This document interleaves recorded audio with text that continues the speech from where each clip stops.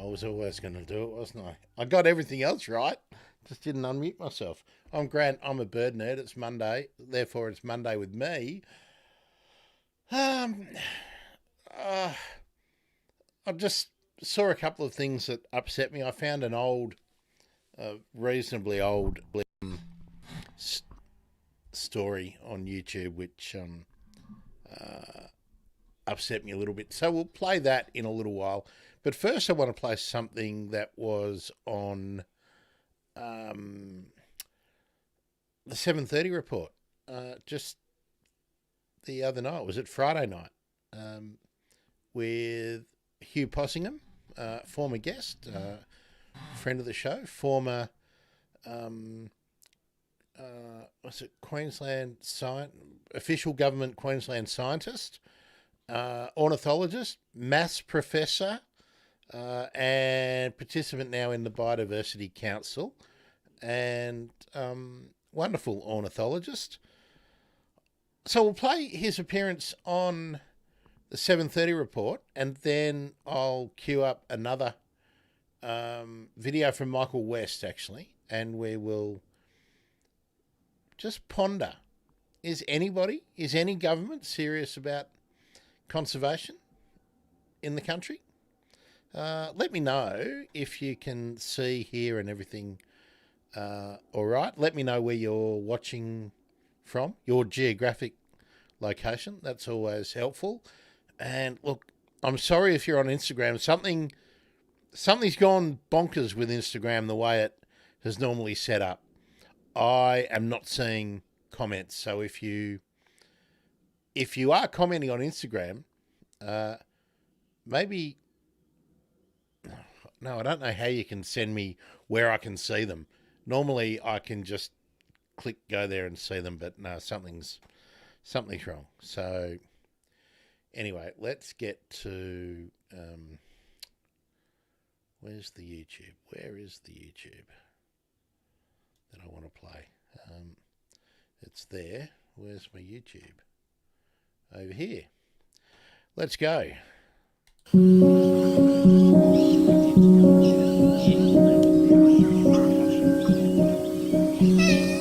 So what are we just hearing there? The moorhen. Professor Hugh Possingham is both a mathematician and an ecologist who is becoming increasingly alarmed about what the numbers are telling him.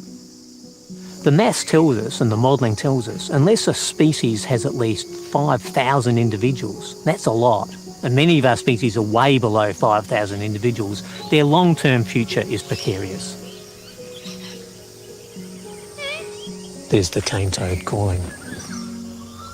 7:30 caught up with the former Queensland chief scientist at one of his favourite bird-watching places, Brisbane's Sherwood Arboretum. Something's not right, is it? I'm not hearing that in my ears. So let me just have a quick look at that. Stop screen. Share screen. Share tab audio. Yes.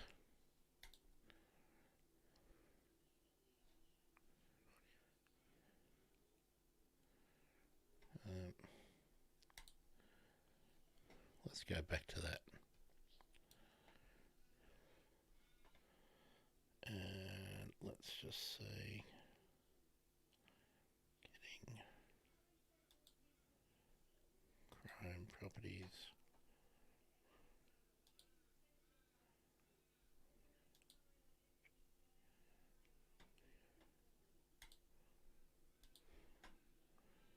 Okay, just bear with me.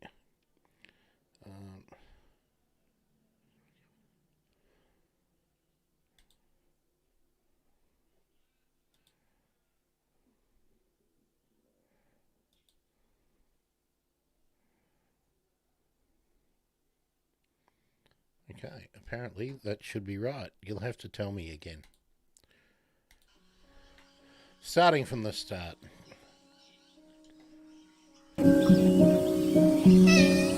So what are we just hearing there? The moorhen. Professor Hugh Possingham is both a mathematician and an ecologist who is becoming increasingly alarmed about what the numbers are telling him.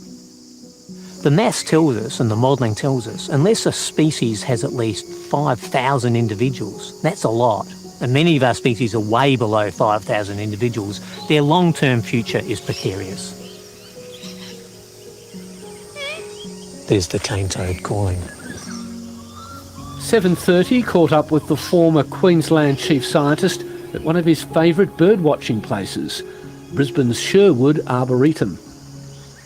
What's so special about this place? There's a nice diversity of habitats. We have recorded over 170 bird species here in this little park. Professor Possingham says birds are a good indicator of the state of the environment, and the latest surveys are deeply worrying. I co-created the Threatened Bird Index with BirdLife Australia and the Terrestrial Ecosystem Research Network. And that index tells us that the overall abundance of threatened birds is going down at about 2% every year. So it's a 2% decline in all our threatened birds. And that's been going on for 20 or 30 years. For the past 2 decades, the key piece of legislation to protect threatened species is the Environmental Protection and Biodiversity Conservation Act. How has that act performed over the last 20 years?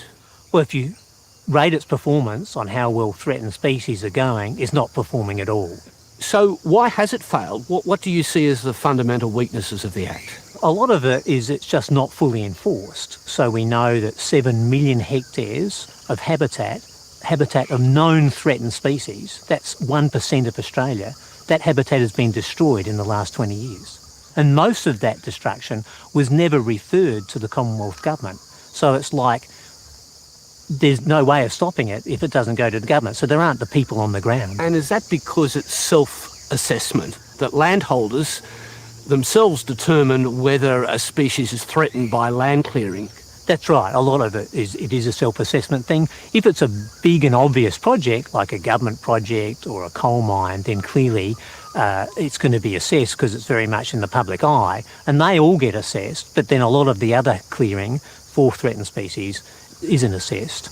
There's no mention of climate change in the current Act. Should there be? Definitely. I mean, in 1999, when the Act was first brought out, climate change was known. Most people were saying it's happening, but wasn't perceived as a major threat to biodiversity. Now, after land clearing, it could well, by 2050, it could be the biggest threat to biodiversity. While Professor Possingham finds peace in this city sanctuary, he's also seeking assurance that the federal government will deliver on its promise to reform Australia's most important piece of environmental legislation. How confident are you that you will see the sort of reforms that you've been calling for? I'm always optimistic, and I believe the intent. Australians don't want to lose their flora and fauna. How can we let our threatened species decline at 2% a year? If our economy was going down at 2% a year, it'd be terrible. If people were dying earlier every year for the last 20 years, there would be an uproar. If the hospital waiting lines were going up 2% a year, year after year, there'd be chaos. But there are so many competing interests at stake. Landholders don't want to be told what to do with their property. How can we find common ground? Well, I think actually all the landowners I talk to care as much about threatened species as I do. I think all Australians don't want any more extinctions. It has to stop. It has to stop now. So landowners want to be given the means and the resources to steward the threatened species on their property. Landowners also have to have a viable livelihood. So they need stewardship payments, they need compensation, and they need the tools to work with government and not-for-profits and independent organisations to save threatened species. But I think they all want to do those things.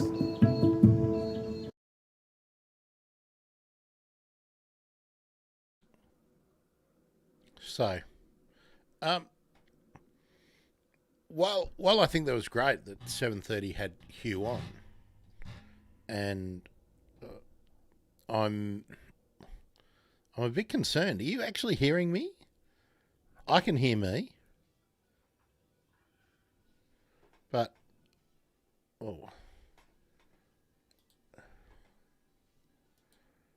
yeah, I'm a little bit concerned because I can hear me, but I was hearing 7:30 through the. Hi Naomi, thanks for the thumbs up. Just let me know in the comments. Did that video come through okay? And I've got to apologise. I know I'm streaming to Instagram, but I can't see the comments today. So if you want to be commenting, you need to be on YouTube or Facebook Live. Okay, so I'm quiet again, am I? Gee, that's we're going to have to do something about that. I'm on full volume. Maybe I'll go back to automatically. Is that any better? I've gone on to automatic and not limiting it, not doing it myself. Just let me know. Okay, so you heard the clip. That's good. That's all I wanted you to really hear. Okay, so Hugh basically said that our protection laws don't work, and they don't work because they're not enforced. So that got me thinking, and I mean, look, I've talked to Hugh, and I've talked to a few people about the protection laws on the podcast before. That's great. Thanks, Naomi. So, bearing in mind what Hugh has said, that the environment protection biodiversity laws up until now, and that's only a few days ago, and Hugh was the Queensland government scientist advising the Queensland government on all sorts of issues about environment, science, obviously, and protection. So with that in mind, let's have a look at another one. I'll just pull it up. Where are we? Am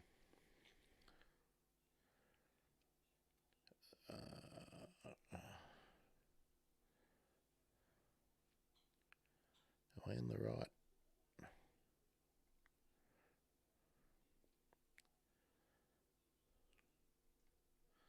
Sorry, this is what happens when you've got more than one.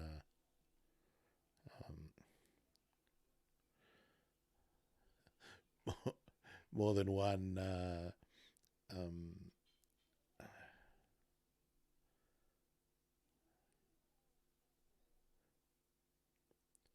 West Report. That's not the one. So I must have saved it under another channel. Hang on.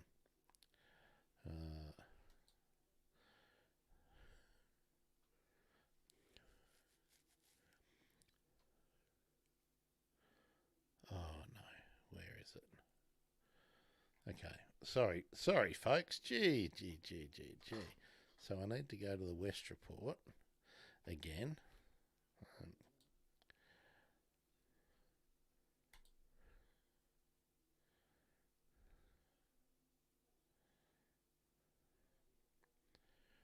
West Report.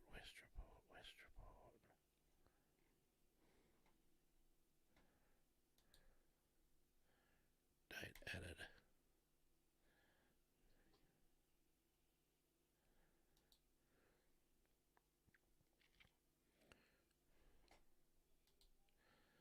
I know I started playing it. All right, here we go. Bat plague, stop laughing at me. Beg your pardon. Here we go. Where are we? That's what happens. I look at so many things about conservation laws and stuff, and I always end up. Here we go. Found it. Sorry, go back.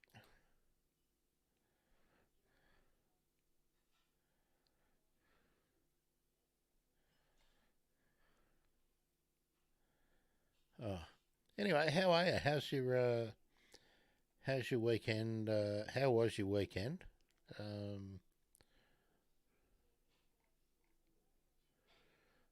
come on.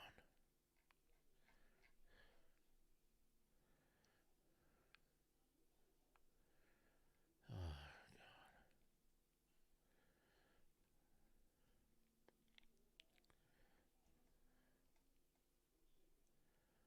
where are we? Come on. All right.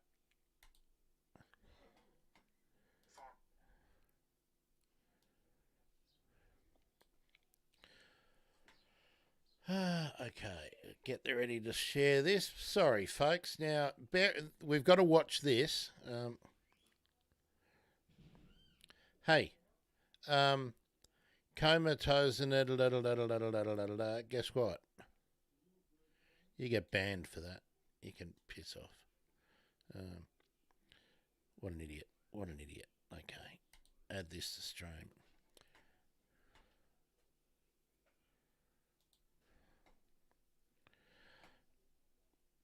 Have they just given up? Let's catch that. Have they just given up? Have they just stopped monitoring the logging of native forests in New South Wales? Could they not be bothered? Is it not convenient for stakeholders in the logging industry?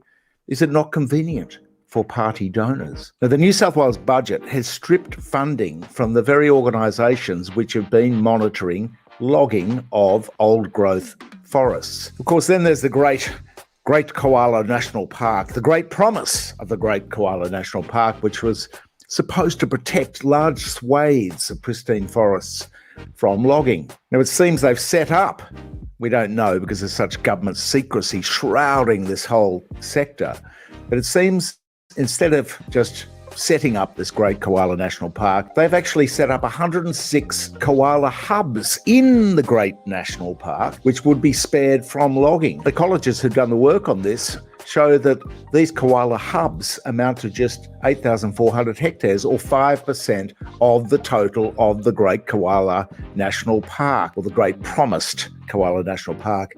Now, we're not even told where the hubs are. The New South Wales Minister, Penny Sharp, is not even saying where they are, refusing to divulge any information. Such is the secrecy. And how about this State of the Forest report, which was meant to be a regular thing every 3 or 4 years?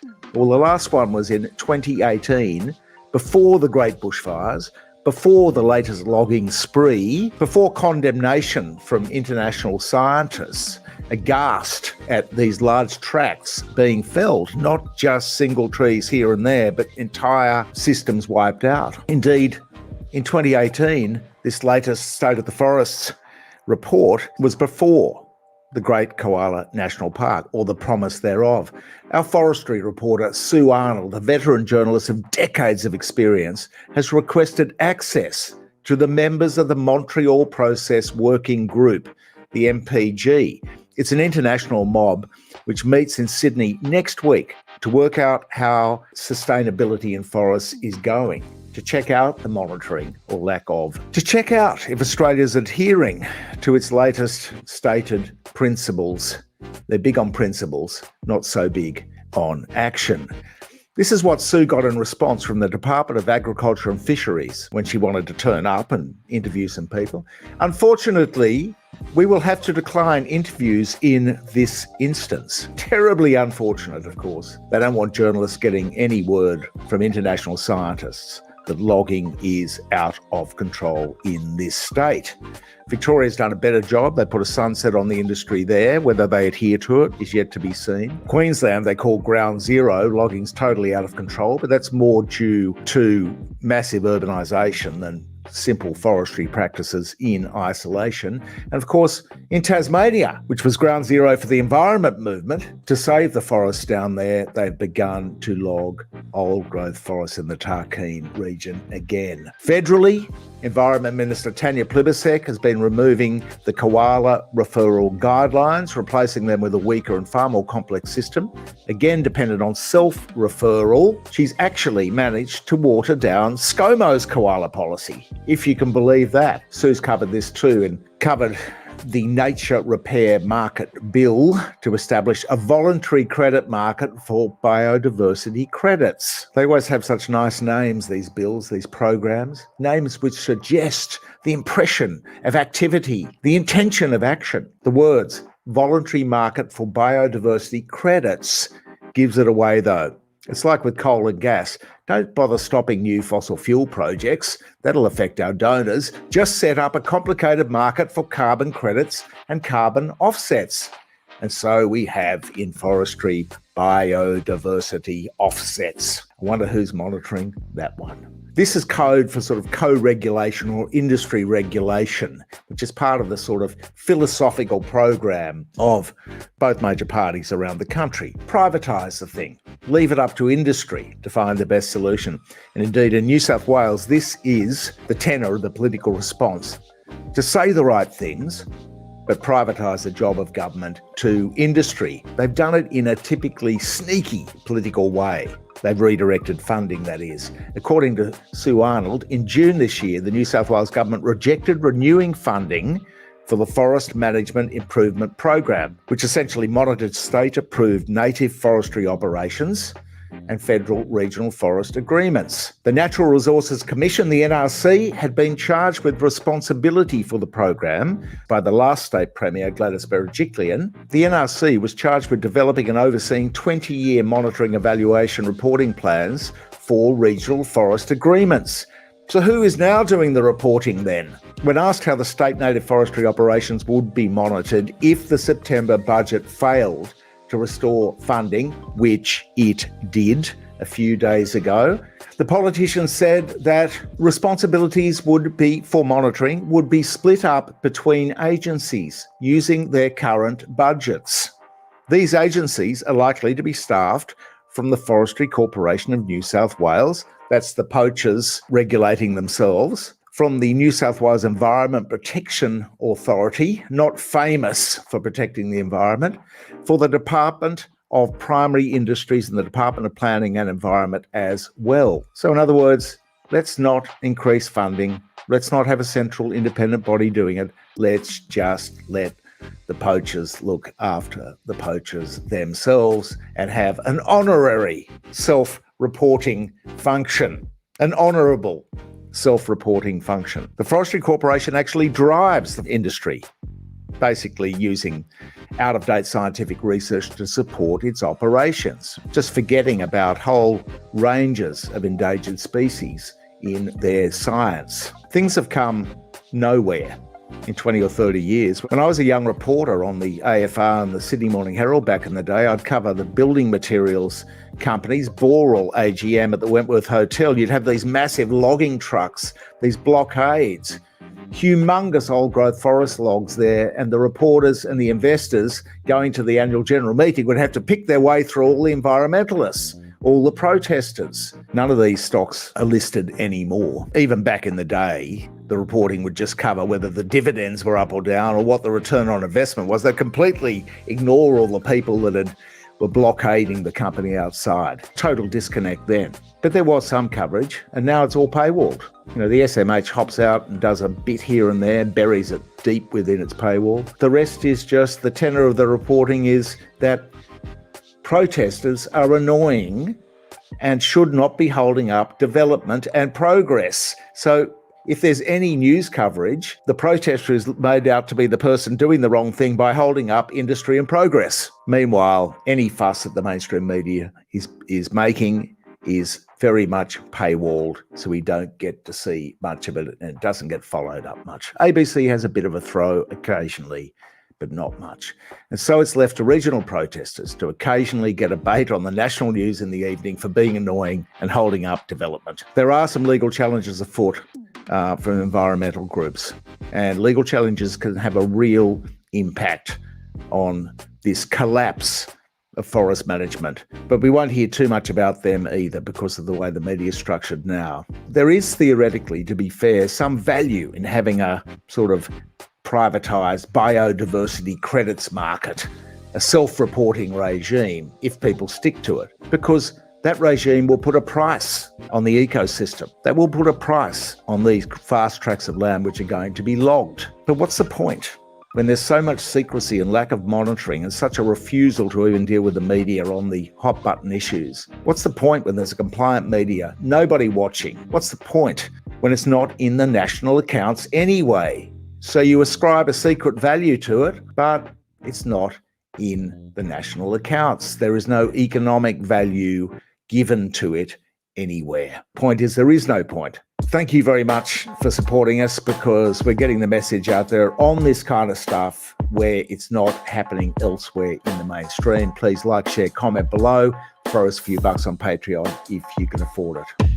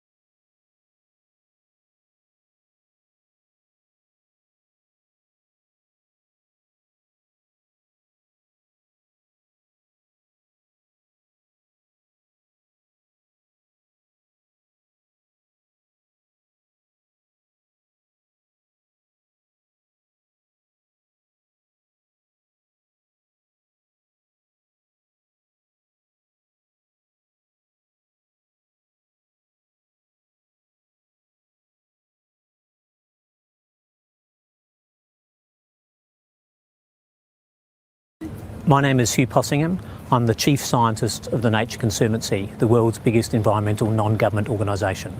Through the Convention on Biological Diversity, the Australian Government has committed to reducing extinction rates. If we don't have a threatened species index, we will not know if we are reducing extinction rates. If the Federal Health Minister said, I'm going to spend $1 billion reducing the queues to get into hospitals, surely we would work out how long the queues were. Otherwise, we'd never know if that policy worked. The same's true for the environment. If we're going to invest hundreds of millions of dollars in reducing the number of threatened species, we'd better be sure that we're actually determining how threatened species are faring. Early data from the Threatened Species Index analysis suggests Australia's threatened species are doing very poorly. About half the abundance has disappeared since 1985. That's not that surprising because that's generally what's happening from around the world. So it looks as though whatever we're doing is at the moment just not enough. The index shows that certain groups of birds are declining much faster than others. For example, shorebirds, migratory shorebirds are in a very poor state. This means we have to work domestically and with China to reduce the decline in Australia's shorebirds.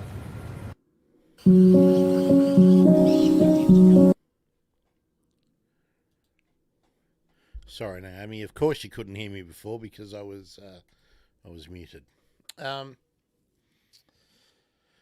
So that second video was 5 years ago that Hugh posted that, but then we saw him last week, and the situation is really no different. No, we're working off data from, what did he say, 1985. I just don't know. And then you have the federal government not wanting to have any scrutiny from reporters and scientists consulting with NGOs on the state of our forests. And then you have the state government that proposed the Great Koala National Park stopping monitoring. So, what do you think? Is anybody serious? And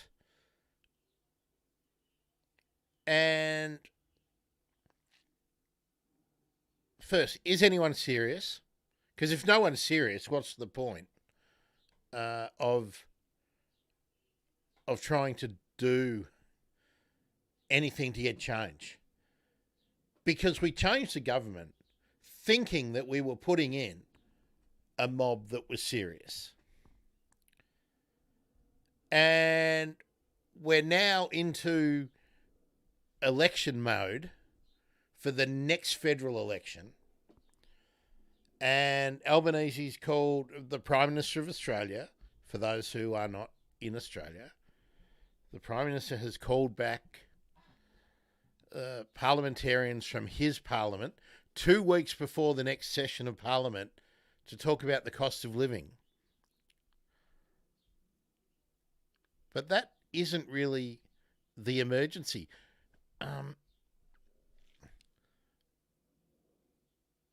So do we need to become radical and militant? Do we need to... do we need to do the kind of actions that were happening in the 80s? Bearing in mind that with the kind of legislation that most of the state governments have brought in, making environmental protesting, in some instances, a serious crime that can actually not get you thrown in jail for a day and then released.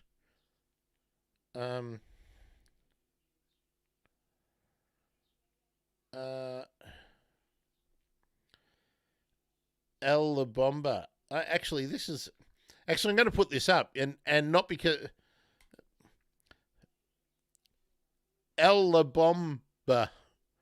I've got no idea what you're talking about, but I am going to highlight your your comment, because it's the first one that's come in from Twitter/X and turned up in my dashboard. So fantastic. I'm putting that in. Starting at 4 p.m, drinks and dinner. Fantastic. Wherever that may be. I won't be there, but enjoy yourself. Naomi, on the militant question. Yeah.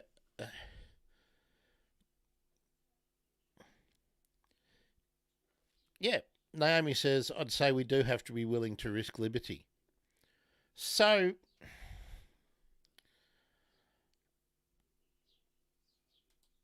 yeah, I mean, that's... and then that becomes a huge, huge, huge personal decision. I don't know where I stand on that, because...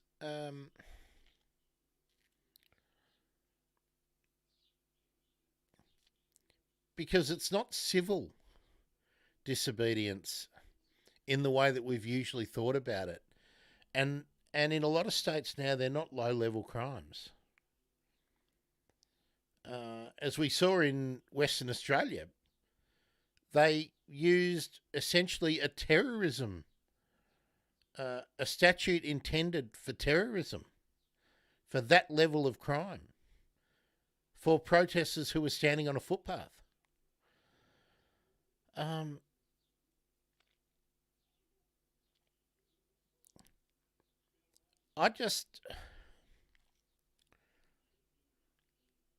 don't think militant is. I'll try and explain what my conundrum is with it. I don't think that rapid change will happen from being militant. And while I generally support militant action,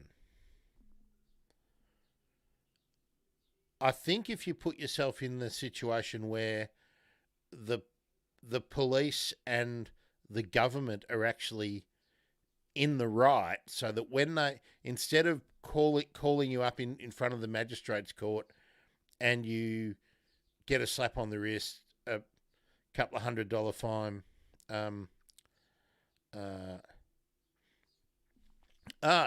fantastic.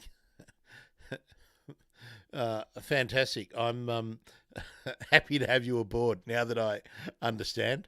And yeah, of course, the PM is having drinks and dinner, because that's the only way you get pollies to turn up, really, to anything, for sure.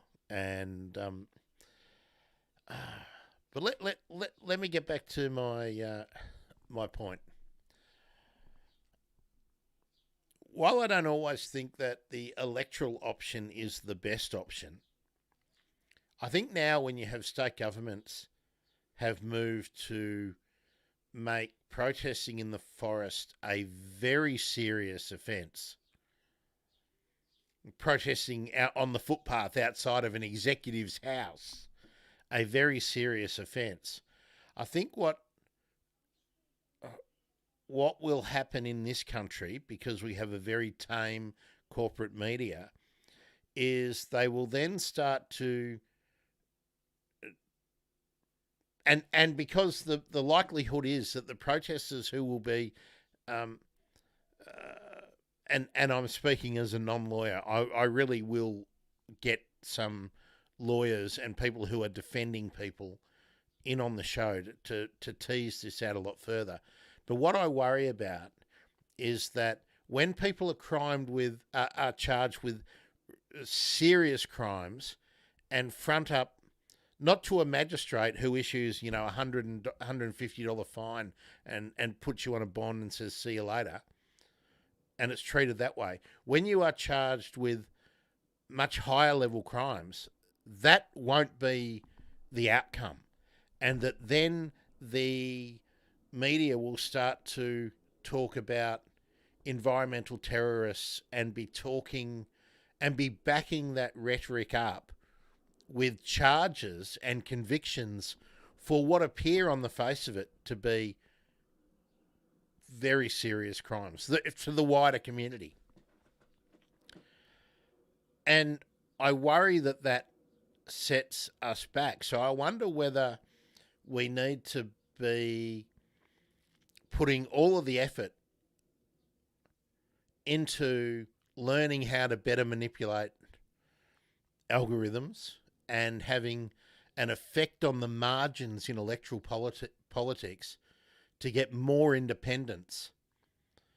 And in a way, more independence, whether they're loony left or loony right, elected, so that it's much harder for a corporate government to govern in the standard corporate way. And I realise that that's a risk, but I think it's a risk now. I've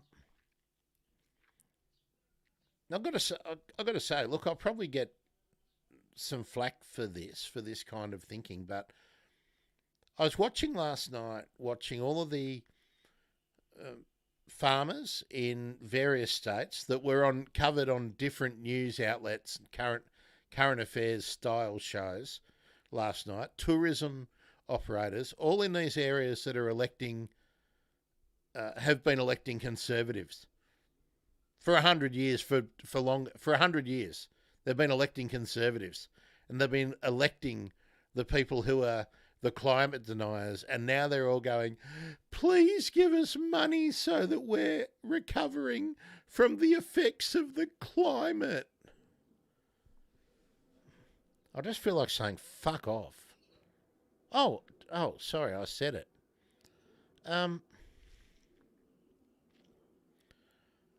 Anyway, I am, if you haven't worked it out, I'm really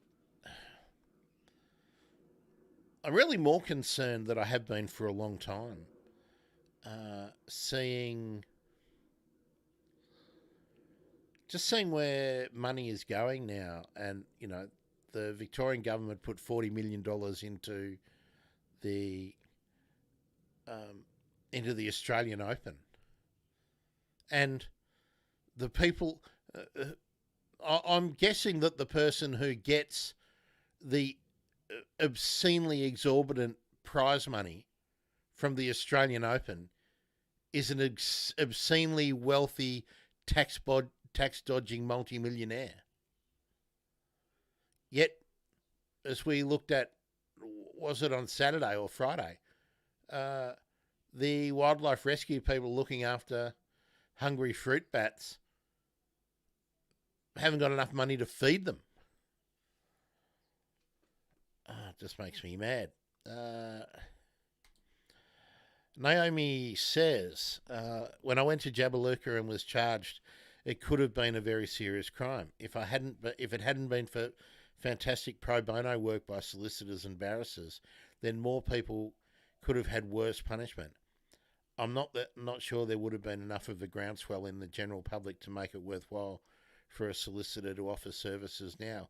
Well, Naomi, tell me if I'm wrong. I don't know what your case was, but what had tended to happen is people would be fined and given a suspended sentence, or fined without a conviction. That's what generally happens to people who are up on a non-violent, sort of civil disobedient protest in environmental movement, unless there was damaging of property. So tell me if you want to, tell me if I was on the right track. But I think now a lot of that discretion for the magistrates is being removed, so that the kind of outcomes that has historically happened for environmental protesters is less likely to be the outcome for people. And see, if you're fined and then you go on a good behaviour bond, or you have no conviction recorded, you can be found guilty but have no conviction recorded, that doesn't follow you around for the rest of your life.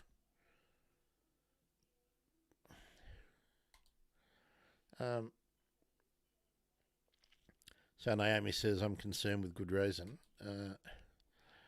No conviction recorded for me, but you needed a barrister, yeah.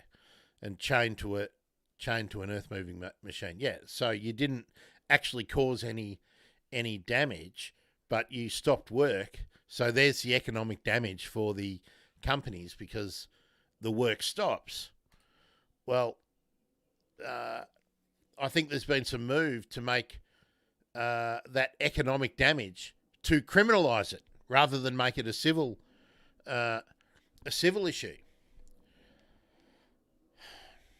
When you get a criminal conviction, it follows you around.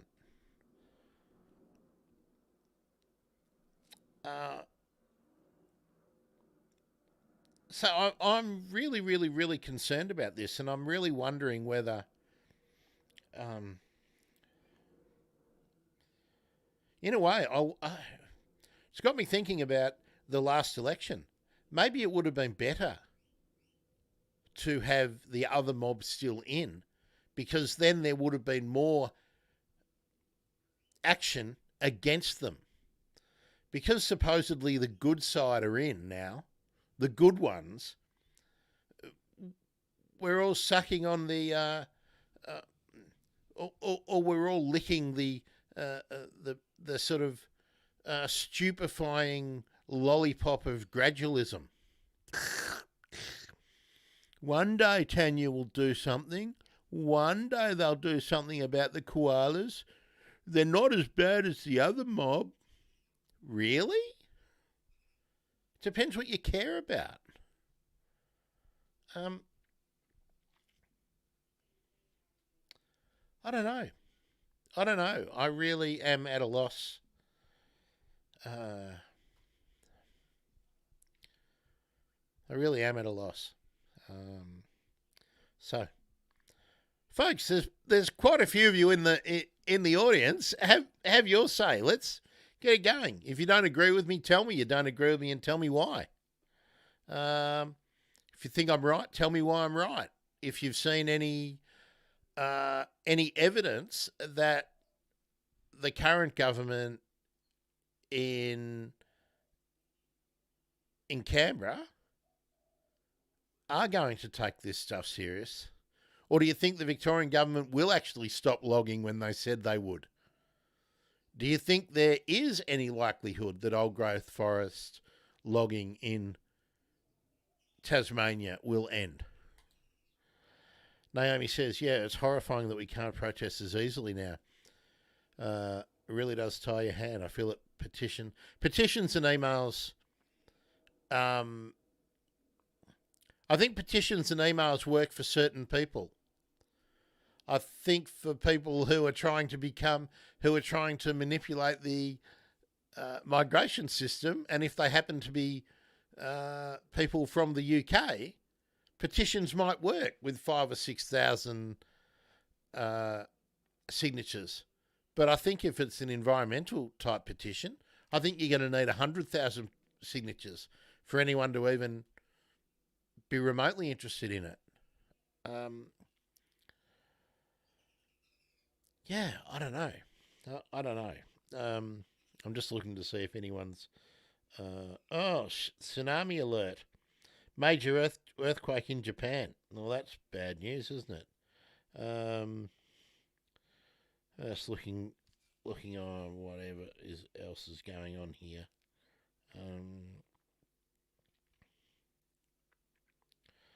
Just seeing if I've got any other questions that I've got coming up. No, that'll... no. Okay, so look, we've got people in on all the platforms. So tell me what you think.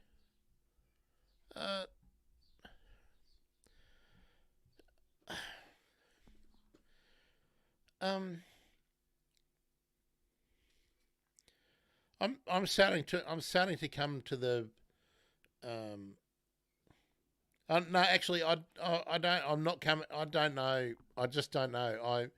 I can usually come up with some sort of cogent thought and about what I think I would do or what might be the best way to approach something. But I'm really at a loss now because, we're running into the start of electioneering, and it's obviously all going to be cost of power. Oh yeah, we might do the next one tomorrow. I was looking at some of the evidence that's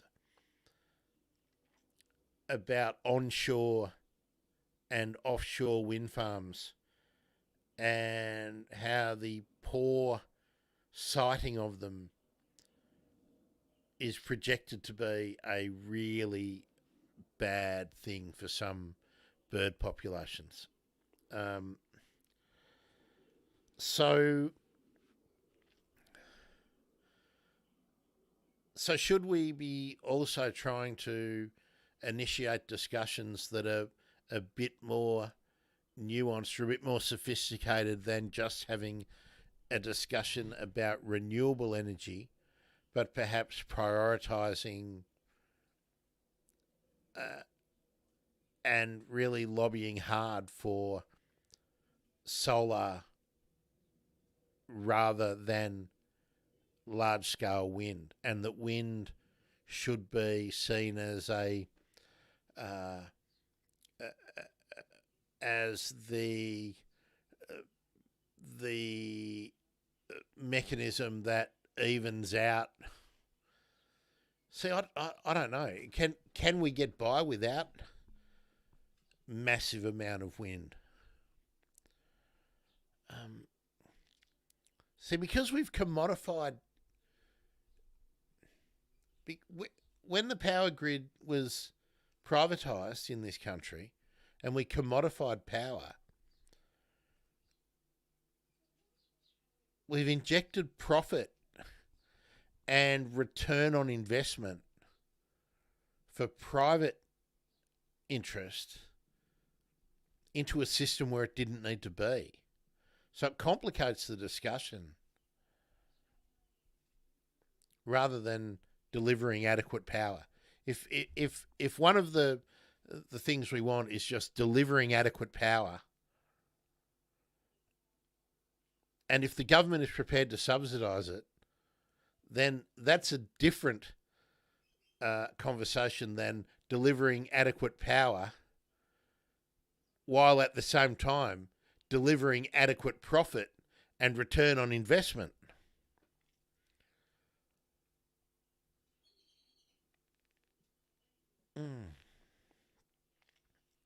Anyway, sorry for the dead air. I'm finding it really hard to be upbeat today because, we looked at Hughes 2 videos, and you look at the time frames involved in assessing threatened species and how long it takes, how long the process takes to get a government to act and do anything, and then the time it takes to assess whether that has been adequate or inadequate, successful, not successful, and to do more or to do less or to do much more,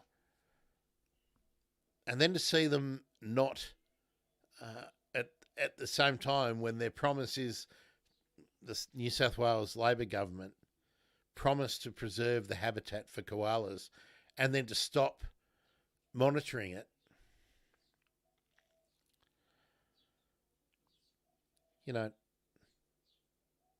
Okay, they're getting brumbies out of the Alpine National Park. Okay, one. But the job's not done, and I'm not sure, and I'm still not convinced that will actually be completed. It's one thing to start, but you got to carry through, and there's very loud voices still bleating against that. Okay. So I really thought I'd get more comment from you guys today. Thanks, Naomi, for getting involved, and El LeBomb, El LeBomba or El LeBomb or Bombi, I don't know. It doesn't seem to be La Bomba for me, because it would have been La La La La La Bomba. Elle, where are you watching, listening, contributing from? That would be nice to know. Then we can be, then we can include you into the riot squad. Probably the only people watching on Twitch are those idiots trying to get me to use their. Why would I use a?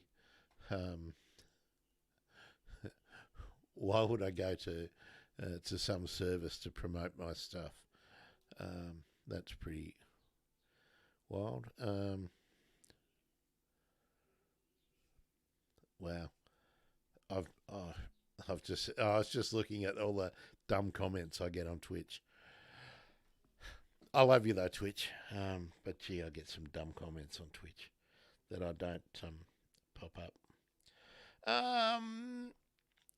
All right. While I'm waiting for you to come and put some more comments in so that we can go over it, I'd like to tell you that I picked a whole lot of flowers for Loz today when I was out, and I brought it back. And his favourite is definitely today a syzygium that I brought back, followed by I think it's the cider gum flowers from down at one of the parks, and some Callistemon Hannah and Callistemon pinnifolis. Definitely the favourite was the syzygium, followed by the cider gum, coming in a distant, and I must say a very distant third and fourth were the Callistemons. Naomi, let's see. Naomi was reading about offshore wind farms. I saw that it would meet the Victorian greenhouse emissions if it was done, and some studies seem to say shorebirds can avoid them well. Yeah, that tallies with what I was reading too, Naomi, is that the offshore wind farms don't seem to be anywhere near as problematic as onshore wind farms. Should we put them in places that are not so important as a flight area? I know there is Ramsar oceanic areas. There is Ramsar oceanic areas in Victorian waters. Definitely avoid them. I'm unsure about the topic. Yeah, I think part of the problem is it's so new that there are no, or there are very few longitudinal studies, because we want evidence-based decisions, right? But I think the evidence is stacking up that it's far preferable to have offshore wind farms than onshore. And, you probably will remember the episode I did with Hamish Cumming about the Brolgas and his property in Western Victoria. And around his property, I think raptors and large birds like cranes and geese and things are frequent and overrepresented victims of onshore wind farms. But I think we should be having these discussions. And I mean, I know I've said it before, but the very fact that we've privatised the grid, or that the grid is still in government hands, but we've privatised the sellers and in some cases the generators, so they have to have access to be able to make profit, because by investing, part of the deal is that you give them the opportunity to make a profit. So we basically, by creating the market that we have, we've almost taken away the option to localise power generation and power storage, which seems to be, in this current situation, seems to be quite dumb. But I'm no expert on this. I really need to get Simon Holmes Accord or someone similar on to discuss that. But I don't know that we can actually unscramble the egg. I just don't. I just don't know. But it does seem. It does seem that we are not having the conversations that need to be had about how we move forward for the next 50 to 100 years in generating, storing, and using power in the country. So.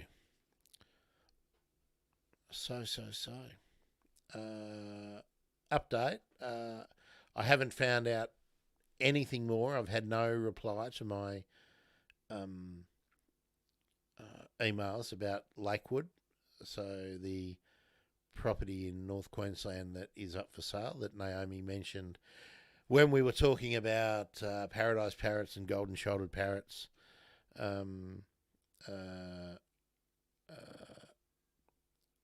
So keep following that up.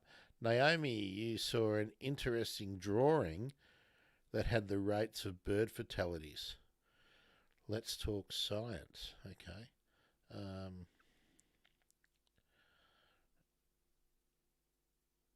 David, this sounds interesting. Naomi, I'll search that in a minute.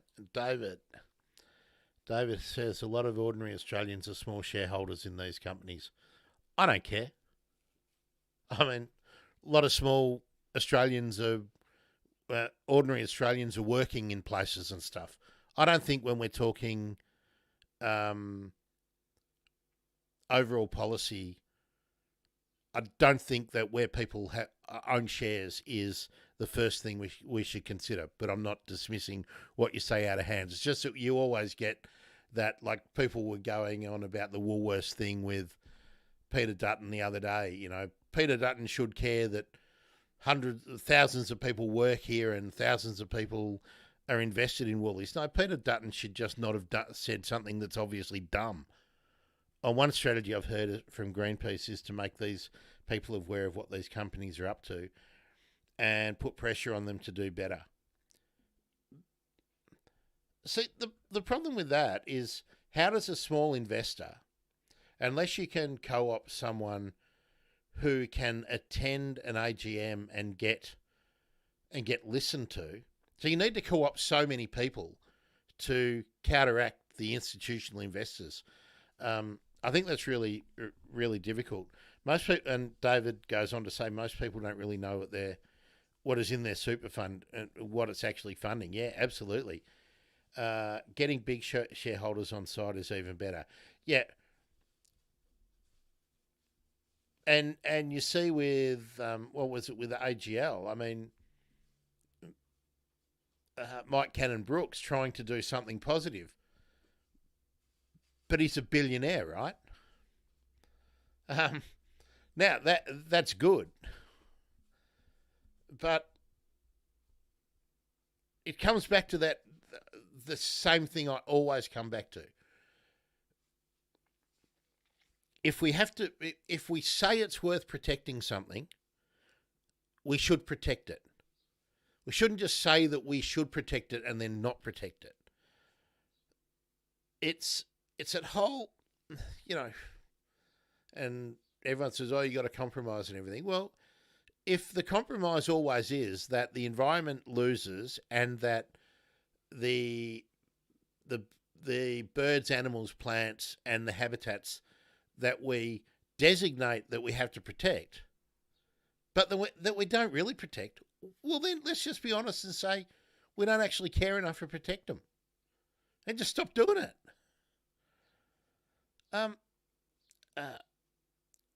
Yeah. Naomi, you are quite right. I wasn't dissing David, and I hope David understands that. I'll put his comment back up.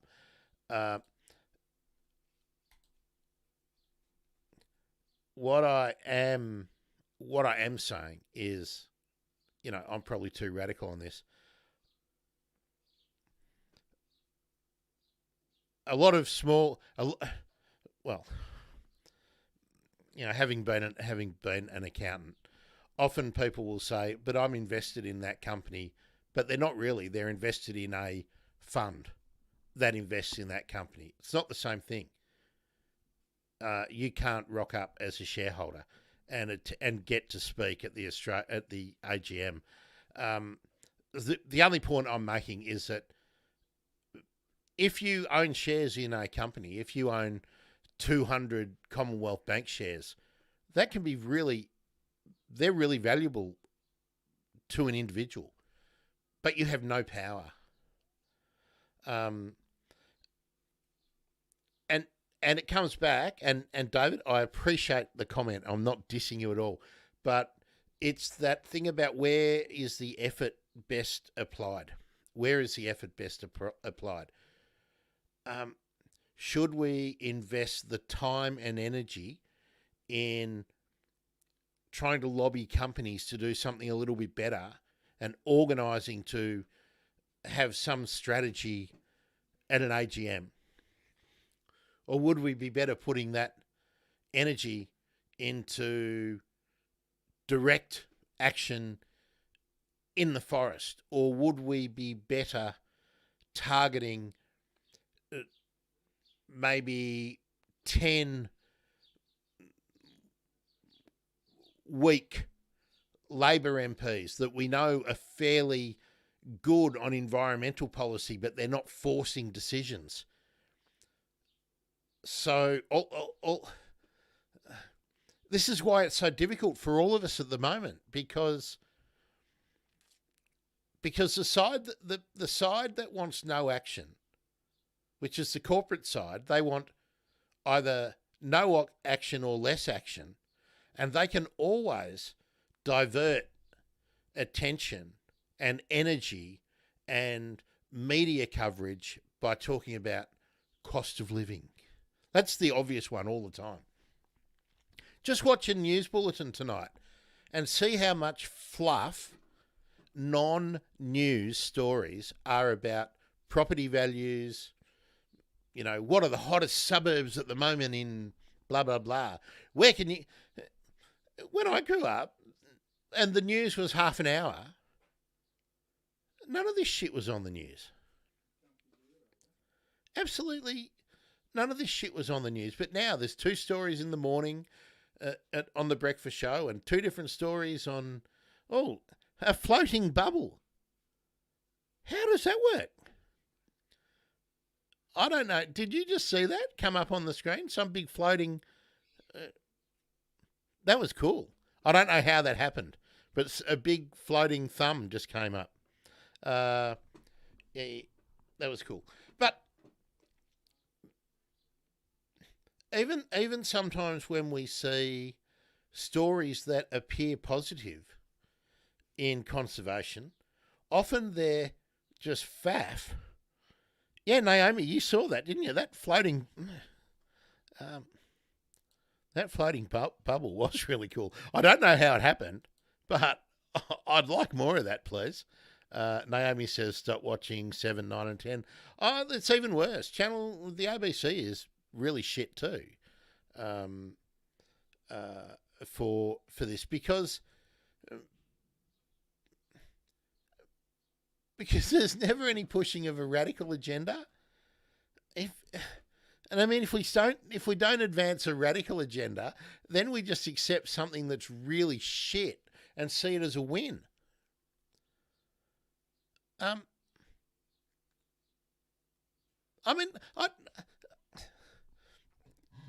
When I decided I wanted to play the bit that I'd just discovered, I was looking for stuff about the Koala National Park, the Great Koala National Park, which hasn't happened. And now that, as we just saw, that was 3 months ago that Michael West did that bit about no monitoring. Who's talking about it?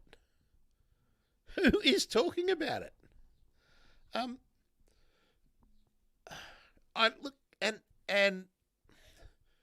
I know I've been criticised a lot in private because I often talk about the dogs in Bali and people raising all the money for that, and and Greenpeace and other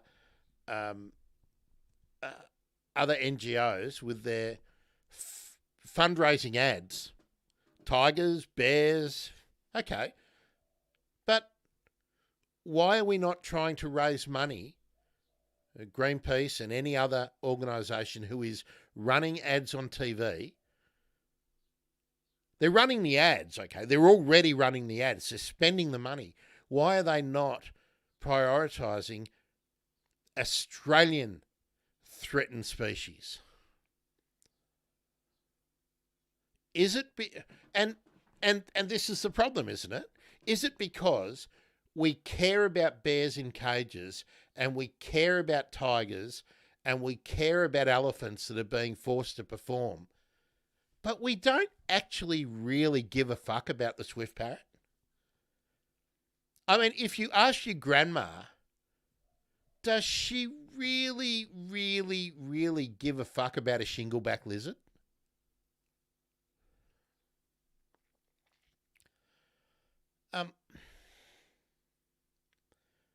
Does anyone really, really give a fuck about a red Lord whistler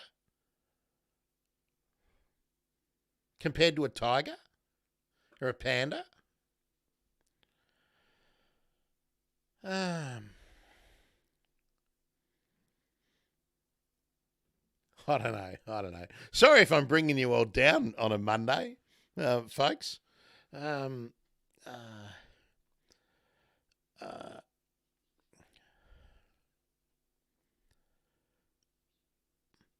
See, Naomi,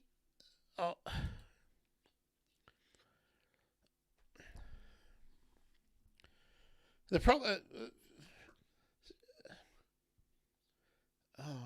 I watched a sort of kid. Do you remember Totally Wild? And I remember Totally Wild being produced in Brisbane, and all the Australian Children's Television Foundation money and all this stuff going into shows like that. And they had a really consistent environmental message. But I watched a similar kind of show that was, again, produced in Brisbane and everything. That's on. I think it was on one of the 9 channels, I think. But produced in Brisbane and all the same stuff. And most of it was stock footage of overseas wildlife and stuff. And it was just lame, and there was no real environmental message, even though they were going to a zoo, and it was just really normalising the experience of animals in captivity. Anyway, I know I'm jumping all over the place. David, if you're still here, if you're not so grumpy at me because of the way I approached what you were saying, what do you think would be? Oh, good. David's on, and I'll pop it up. David doesn't feel dissed. Good. I'm glad, because I just feel that David just says, I just feel that the legalised corruption in politics means that hitting the company's bottom line might be the one way to get them to change, rather than getting them fined through the courts. Well, that's never going to happen. Sorry, I'll address what you're saying with my thoughts in a minute. Money talks and politicians are on the payroll. I dead set agree with that. And your real point is, legalised corruption in politics means that hitting the company's bottom line might be the one way to get them to change, whether that be getting them fined or through the courts or de-investing. Okay, I agree with one of those points. De-invest. If you invest in any of these companies and you really disapprove with what they're doing, de-invest. But the problem is, because the system's gamed, the system's rigged, some other institutional investor will just buy the shares.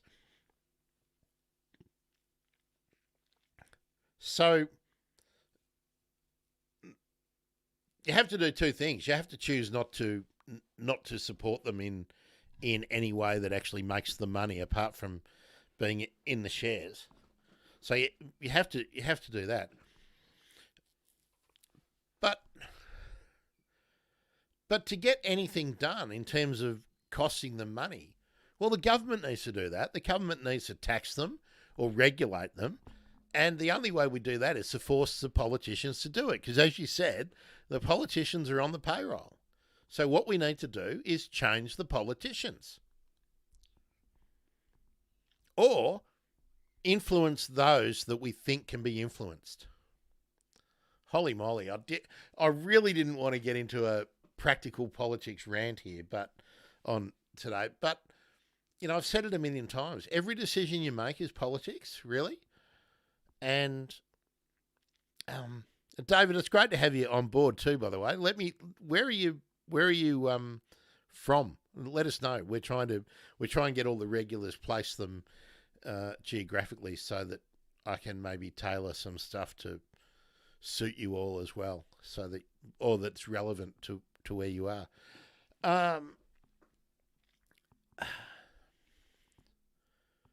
So going back to where I sort of started, do we need to get more radical? And by being more radical and militant, perhaps, do we need to target people that might have once been thought of allies? I don't know. But yeah, David, I'm getting the feeling that you feel a little bit the same way that I do, that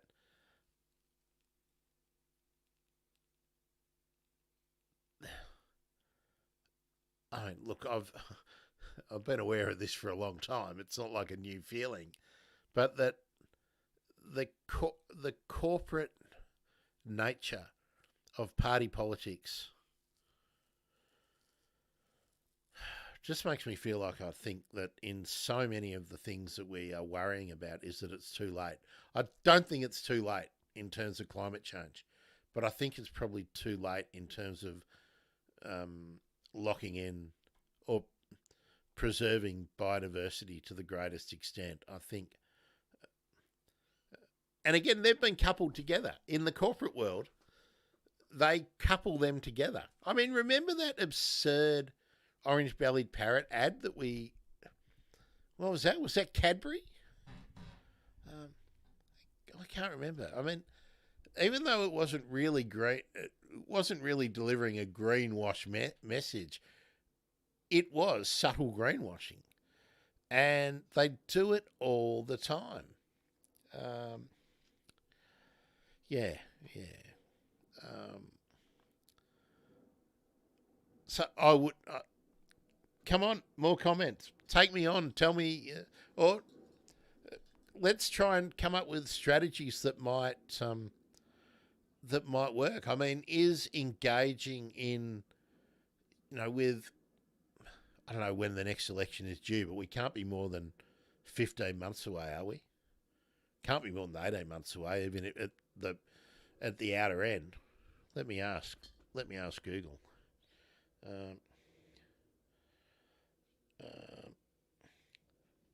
Why did I get a new follow on my other account, but not on the Bird Emergency? Remember, you should be liking and following or whatever if you want to get all the notifications. Naomi, I noticed you got the notification early today, didn't you? Just let me know. I'll just find out when is the next Australian election. There we go. Let It Go, from Frozen/soundtrack version by Idina Menzel from Spotify. Now when your music ends, similar music will autoplay. To change this setting, ask me to turn off autoplay. Alexa, stop. I don't know why that... I don't know why Alexa just decided to play Let It Go. Next Australian election will be held on or before September 27, 2025. So, okay, approximately 18 months out. Good. I'm glad you got there. So,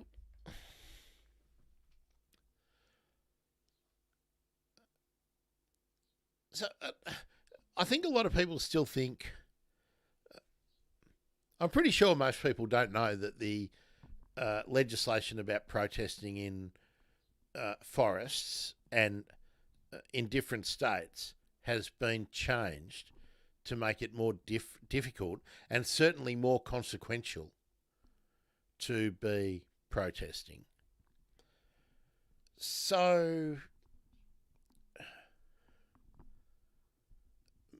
and because they've done that, they've obviously done that to make it less likely that a large number of people will protest in the locations where the economic harm to the people doing the environmental damage will deter from people from protesting. So, are we better off? Are we better off targeting those Labor politicians that are on 1% and 2% margins, and Liberal politicians and country party politicians who are on small margins? But I think there's less of them. I mean, is it counterproductive to threaten to chuck Labor politicians out? That's always the argument that is advanced. Oh, the other side will be worse. Well, but if you're a government that came to power saying you would do better and you did nothing, how is the other side worse?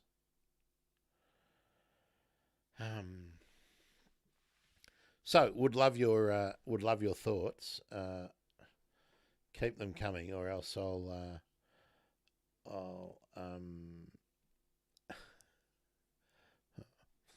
or else we'll wrap up. I mean, tell me what you intend to do. Let's put it that way.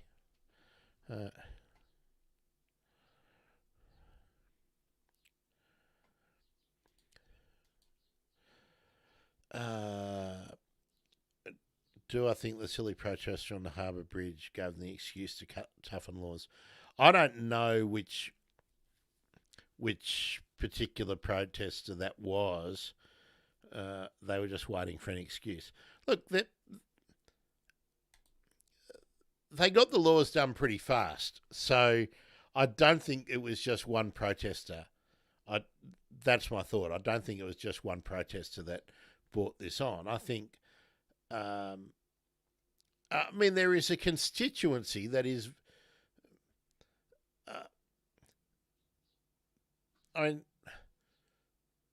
the timber industry is closely allied with the building industry, which is closely allied to the real estate industry, which is closely allied to property developers, which is closely allied to banking and finance. All of those people who seem to be 5 and 6 degrees removed from forest protesters, that whole massive financial industry is against forest protesters. So, no, I don't think it was someone. I don't think it was one person on the Harbour Bridge that gave rise to the laws. But I think that is the cover they use for bringing them in. Oh, I was 45 minutes late because some idiot was doing something on the Harbour Bridge, and they go, commuters are so.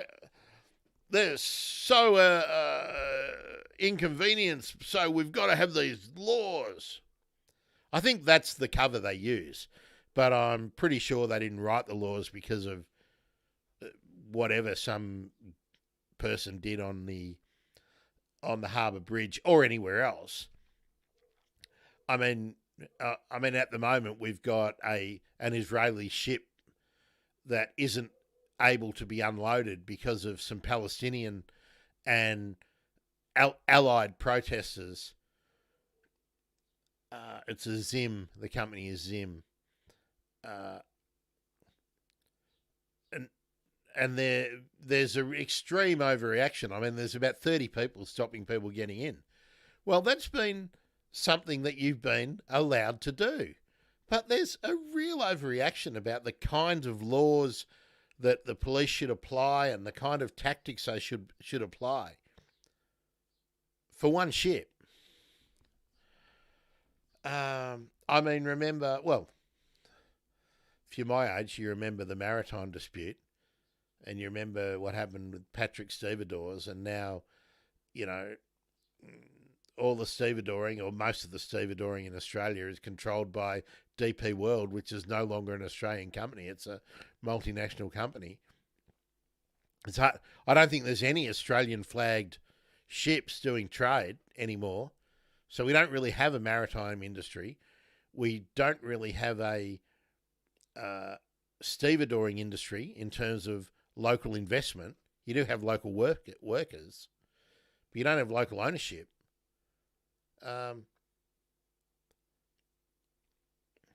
So all this stuff just goes away. Anyway, let's try and get back to saving swift parrots and, you know, painted snipes and everything else. There's too many to even contemplate. And in a broader sense, if we're talking, you know, in the Pacific and the Indonesian islands and in Southeast Asia, what's the best action do you think we should take to maximise protection when, as Hugh Possingham stated in that piece I played first, we're doing terribly, we have been doing terribly, and if it was hospitalisations, everyone would be going crazy. So, you know, I always come back to, do we actually care?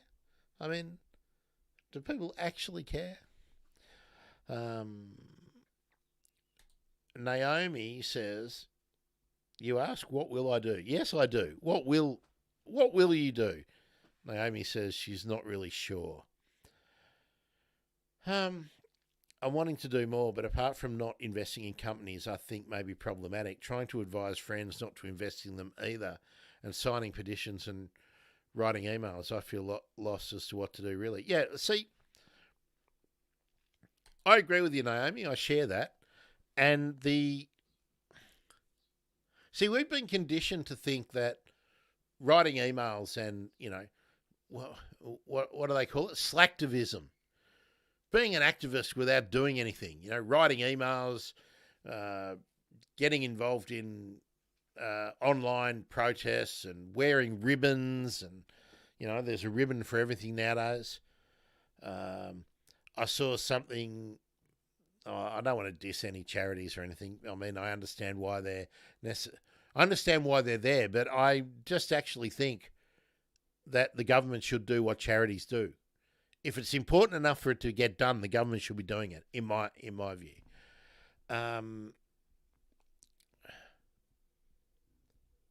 So that rant must have upset people because a lot of people bailed out. Oh well.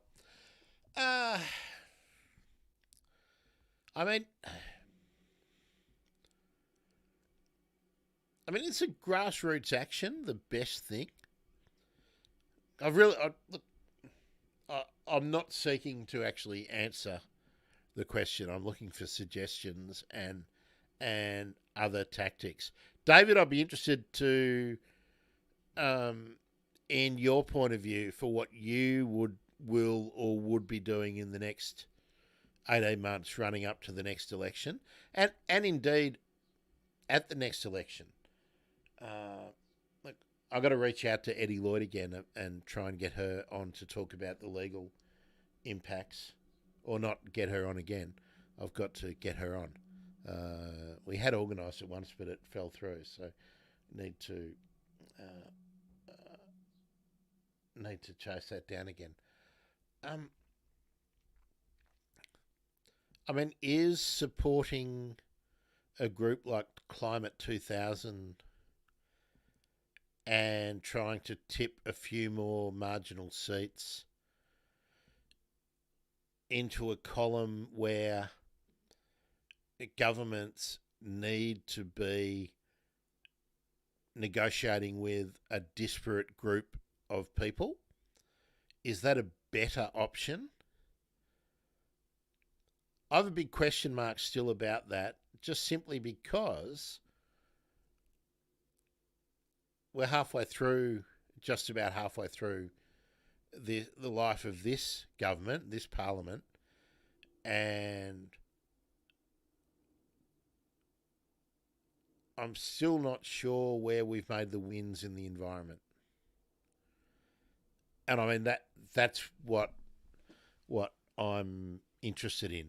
I am interested in other things, but they are all subordinate to the environment, because once it's gone, you can't get it back. But, you know, it's a bit like your health. Once your health is gone, you can't get it back. Or I think you know what I mean. I mean, you can get fitter and things like that, but if you have a devastating fatal illness that could have been preventable, well, once you've got it and you're dead, that's it. Anyway. So yeah, I obviously did annoy some people because they all nicked off all at once. That's life. Boy. All right, well, I'll just leave it open for a few moments. I'll put some music on. How about we do that? And just quietly, we'll feed the ducks, and we'll see if anyone's got other things that you would like to say. There we go. Put feeding the ducks on. See if there's any other suggestions, any other comments, any other stuff. Actually, Naomi, what was that thing you said Let's Talk Silence? Let me look that up. What did it say?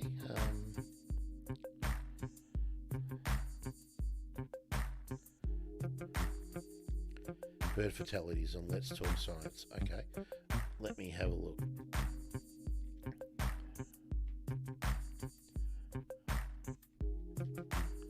Always open if you come across some really good stuff that people are doing. Let me know, because I certainly don't have time to catch it all. Okay, Let's Talk Science is a Canadian body. Largest STEM outreach organisation. Okay, fantastic.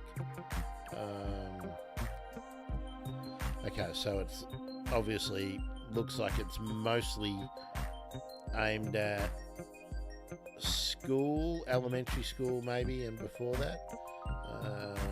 Search bird fatalities.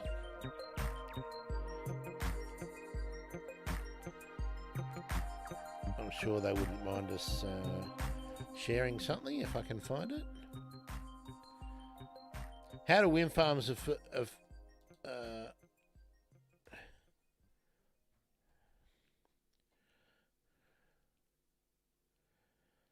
okay, I think we might. Oh, good. They've got a video. Wind Power 101. I found it, so let's share this tab and have a look at it.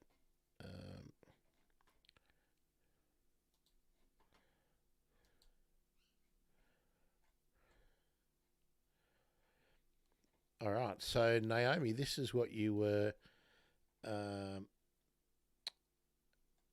This is what you were talking about, I'm guessing.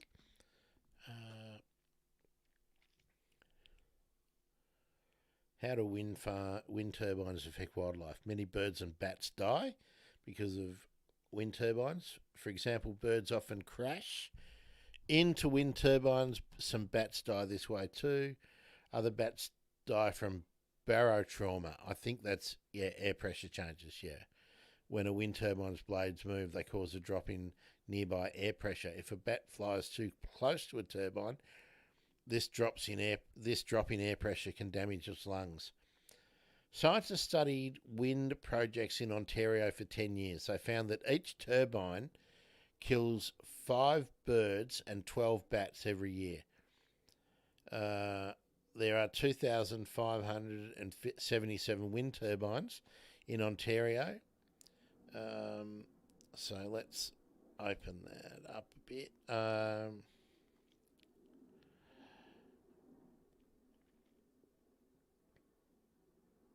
Okay, so there can be behaviour changes. Let's just have a quick look.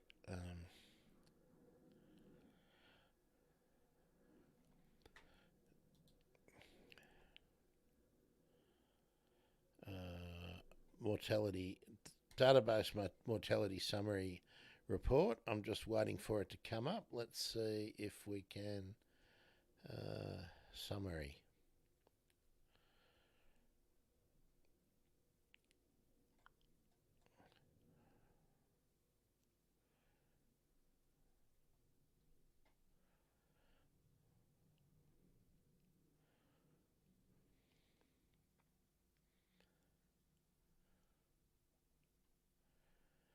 Corrected. Okay, statistically. Sorry, I'm just quickly reading through the stats.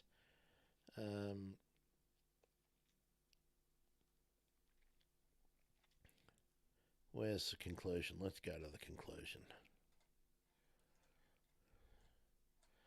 Well, Naomi, we'll need to do a show on this. There is a lot of detail in this report. Let's have a look at the conclusions. Gee, a lot of species. The golden crowned kinglet was the bird most often killed. 12% of all the bird fatalities were the golden crowned kinglet. Next, the horned lark, and then it very quickly comes down, doesn't it? Red-eyed vireo and the red-tailed hawk. Oh no, they're not in. And tree swallows. Oh, they're not listed in the right way. Okay.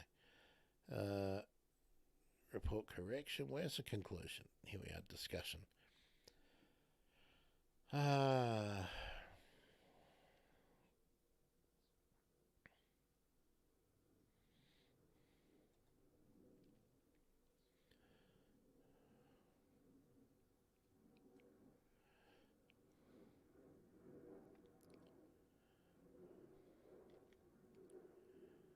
Bats.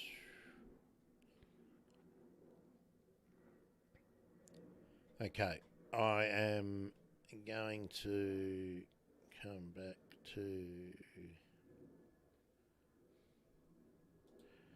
So, it. Just having a look, I can pull that out. There's a lot in it. I'll try and get hold of some of the authors of that study. It's interesting. Very quickly, it looks like for both bats and birds, the it has it's a correlation with migration season. So I guess they can probably infer that they shouldn't be placed in migration routes. But for a country like Canada, that's going to be an awful lot of Canada, because there's east and west flowways, I think. So, yeah.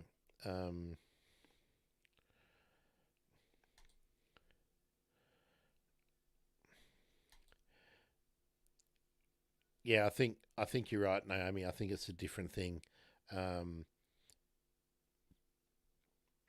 I won't do that now on stream. I'll look it up, and we can talk about that. Excuse me. Yeah. When I've actually got it and I can share bits of it, and we can. I'd like to get an author of the study on, but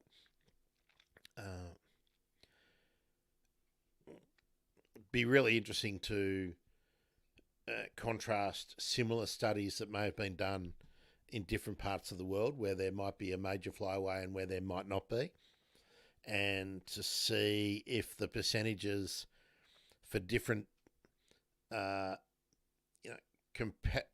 comparative,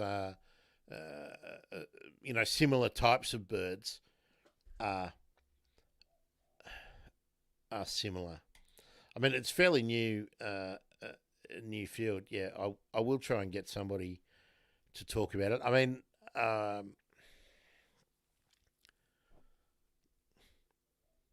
yeah, and it's a very real conservation challenge, and I think, like I've mentioned a few times before, and obviously the problems in North Queensland now with wind farms being sited in places where endangered species live, just seems crazy. But look, I've said it before. I think that wind farms, I think that these kind of installations will happen where it is the cheapest to do it. Obviously, compared with where there is suitable quantity of wind, but if the best wind is in the most expensive spot and there is almost as good wind in a cheaper spot, it'll go in the cheaper spot. I mean, we all know how that works, don't we? All right, folks. I hope I've given you something to think about today. I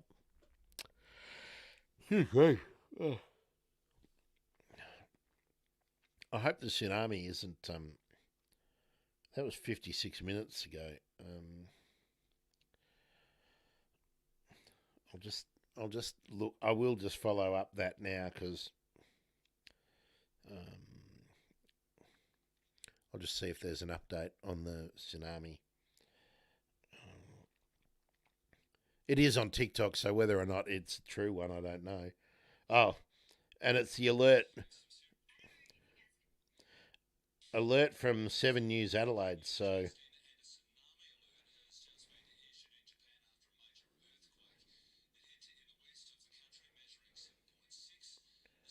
when was this?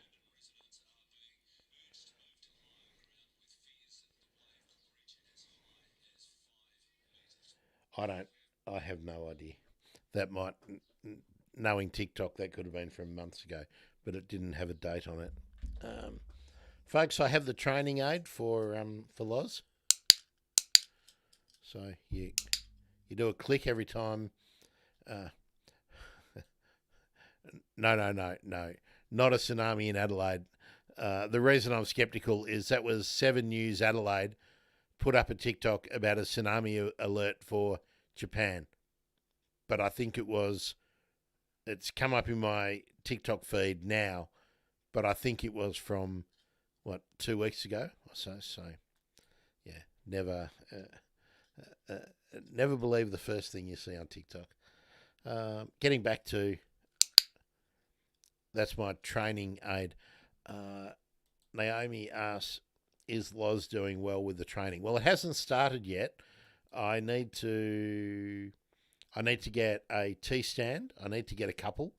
But Loz now has started, when it sits on my shoulder and is now nuzzling my neck and cuddling, which is new, and now flying all over the place to land on me. So, yeah, it just takes a number of weeks for the bird to settle down and get comfortable. But, yeah, getting better every day. Very quiet at the moment. Loz was throwing a tantrum this morning. And then when I went out to see why, it had thrown all the apple and pear out of the food bowl and onto the floor of the cage. And lorikeets don't feed on the ground generally. So it was letting me know that something wasn't right. So I had to string a whole lot of berries and bits of pear and apple and banana on a hook that I'd made, and then very happy. They've been out for a socialising for a couple of hours, So Loz is probably asleep now. It's probably eaten so much that it's just sleeping now. But yeah, we're getting into the training. Some tea stands around the place, so Loz can fly from place to place, and I've got a parrot play gym on order, and Loz can, suit itself what it wants to do when it wants to do it, and I just need to be training it to come when I want it to and be able to put it in the cage if I'm going out, so that even though Shadow doesn't seem to very interested in Loz, but doesn't seem to want to eat Loz. He's just very interested in Loz, but they need a lot more interaction, supervised interaction together, before I can really be happier about them being in close proximity. David, okay, this is good. Let's see. Maybe a protest for the right to protest. Might be an order like was done in the late 70s in Queensland. I feel like some of the recent protests and the coverage have given protesting a bad rep. Yeah, definitely. Some of the anti-lockdown protests had a lot of angry young men with anger issues letting off steam and destroying stuff while yelling freedom. David, are you referring to cookers? Yeah, you're definitely right there. Oh, thanks for the Facebook like too, David, by the way. See, David, the reason... I'll pop this down now. The reason I think it's a bit different than the anti-Joe and anti-corruption kind of anti-Joe Bjelke-Petersen, anti-national government in Queensland is that there was a really clear sort of ideology on the alternative side. That was to sort of clean up the corruption but I'm not sure in terms of the major parties, I'm not sure there is a real want in the Labor Party to take on the interests that are the anti-environmental corporate interests. I just don't think,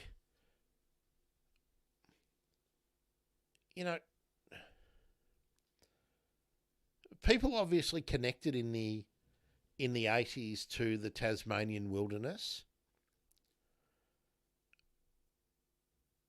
But those people who were doing the protesting back then are now my age. And I'm not really sure that people in their mid-50s and 60s are... I think that the largesse that comes with maturity and comfort, economic comfort, I'm not sure that maintains that mass movement connection with...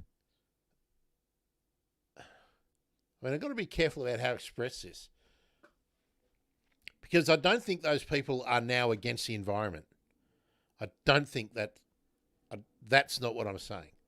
But I think it is sort of representative in why does Greenpeace do ads about whales and tigers, and why are there ads about bears in China and in Eastern Europe that are performing, and elephants in Thailand and everything, as against the West? Why aren't there national ads about the swift parrot, the Regent parrot, the Western ground parrot?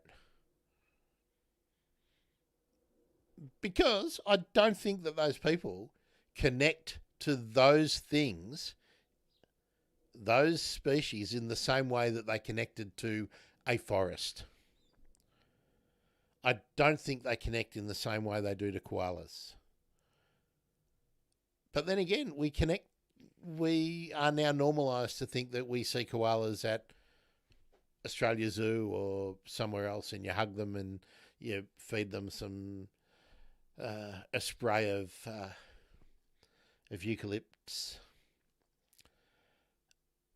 Or that you go down and see penguins at the penguin parade, and as long as they're there, everything's fine.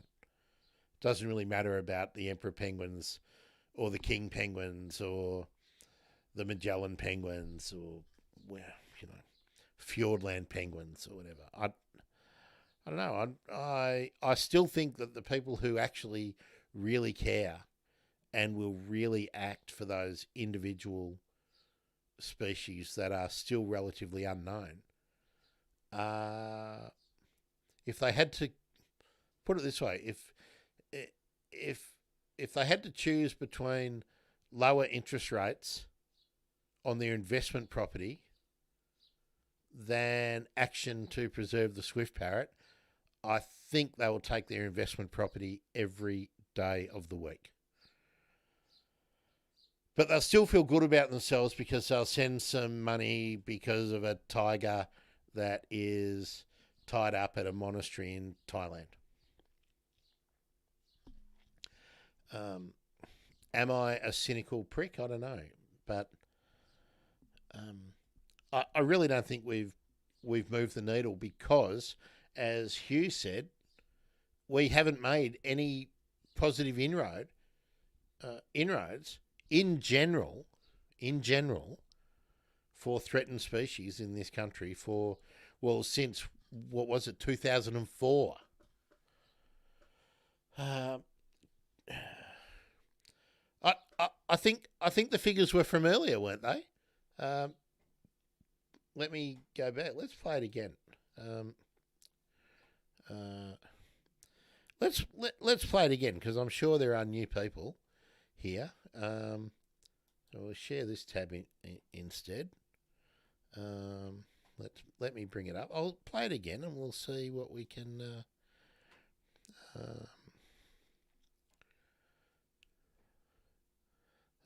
I've got to find it. Where is it? There we are. Yeah, here we go. Let's play it again.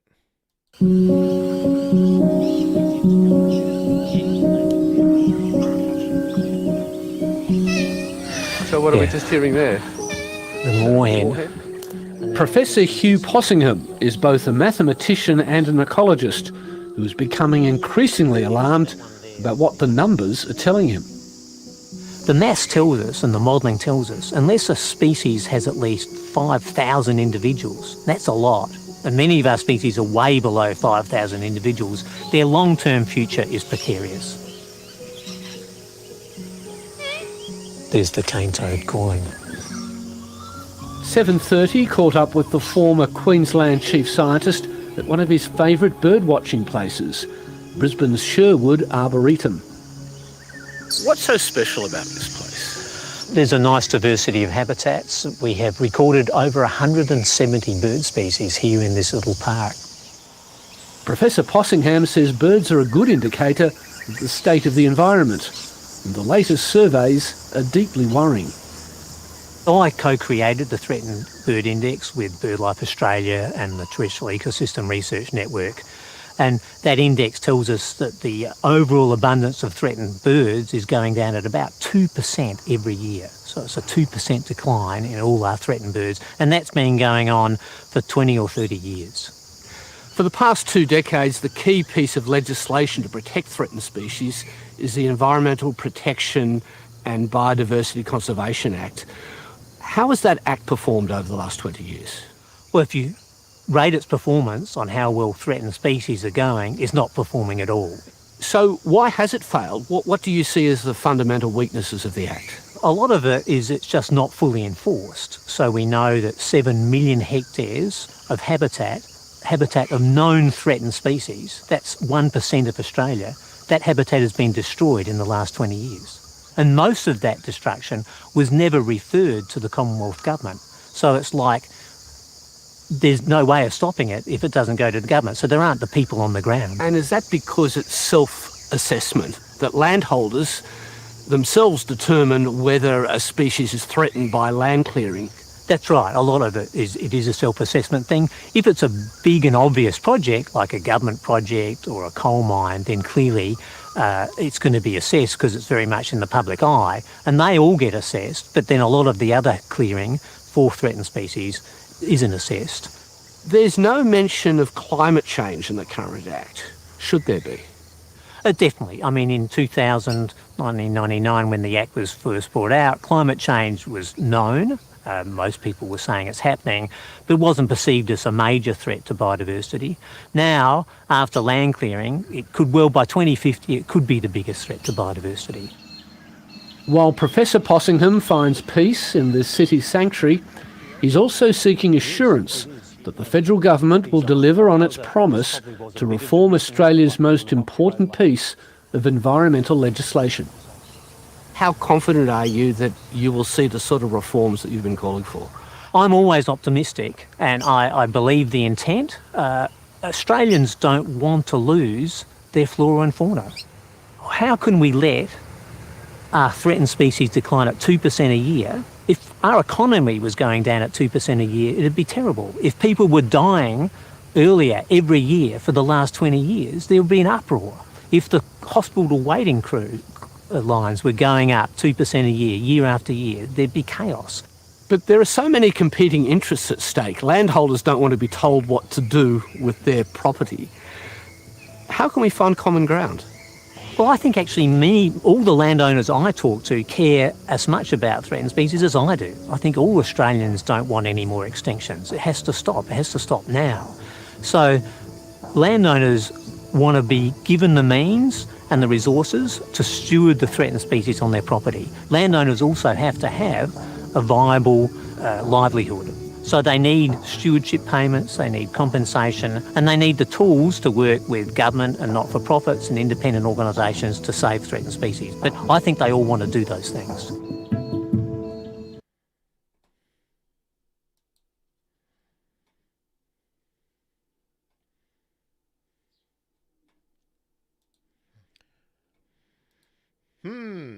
Okay. Well, I think that's a good place to sort of stop. I like that Hugh is an optimist.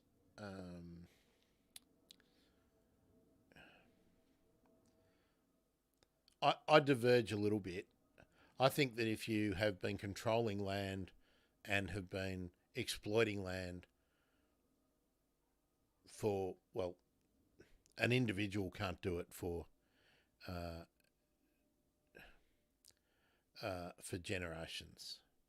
But if a family has been doing something for generations and exploiting it, I'm not against making them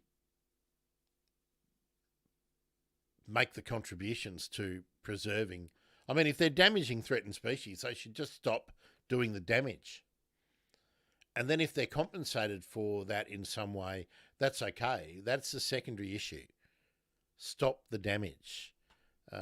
Naomi, I noticed that Hugh, mentions that major government developments are assessed. Yeah, every time there's a dam or a freeway or a railway line, or if the government is paying for, opening up new housing land, that all gets assessed. But I'm doubtful of the assessment process. Well, yeah, it's often removed from councils and given to ministers. They often say there's special circumstances. I think airports, it happens with airports, I think. I'm watching the Friends of Fred Catterson Reserve and the development is being done there. I don't know about it, Naomi. You can tell us more about that. It's not seeming to care about threatened species that they use the land there. The glossy black cockatoos. Yeah, well, just think about the development in the Sunshine Coast that impacted on glossy black cockatoo habitat. I mean, this is what I usually come down to. And for every one of these building companies, property development companies, builders, all of the people who are building the houses and buying the houses in these areas, they're part of the problem. The people who say not in my backyard here in eastern suburbs of Melbourne, who don't want the character of their suburb to change. That's what is usually the argument. But it really means I've got a really nice big backyard and all of the houses are single story or only 2-story, but they're set back from the street. And we don't want anyone building townhouses and whatnot here. We want to preserve our suburb the way it is. Okay. There's an argument for that, provided that you can build habitat. But if you have to lose your large fig tree and your pool, or your neighbour's pool, to put in medium density housing, instead of clearing more woodland on the fringes of Melbourne, I'm for changing the nature of your suburb. I'm sorry, we're at that choice time. That's where we're at. But I still don't think we're yet. Naomi, that's right. It was Churchland. It was a church-funded development. I think it was for a nursing home. I think we'll look into it.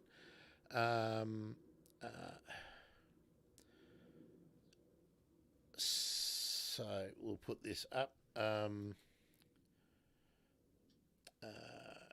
Developing a soccer field. Yeah. So this is where all the competing stuff happens, right? We want kids to be able to play soccer on the back of the Matildas and everything, right? And kids need places to play soccer. So we don't buy farmland. We don't buy land that has already been developed or has some kind of zoning which makes it theoretically profitable. What do? You take open space parkland because it's cheap. It's the cheapest option. So,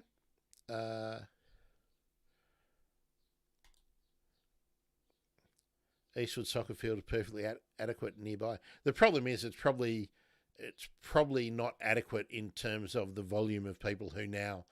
There's probably been a huge growth in soccer clubs and registrations and whatnot. That's happening here for cricket, and there just isn't. I mean, with the huge influx in this area of migration of people from India, cricket's been revitalised. Community cricket, not enough cricket grounds, so they're now playing cricket on the cricket ground here that used to only be Saturday and Sunday mornings, or Saturday morning and afternoon and Sunday morning.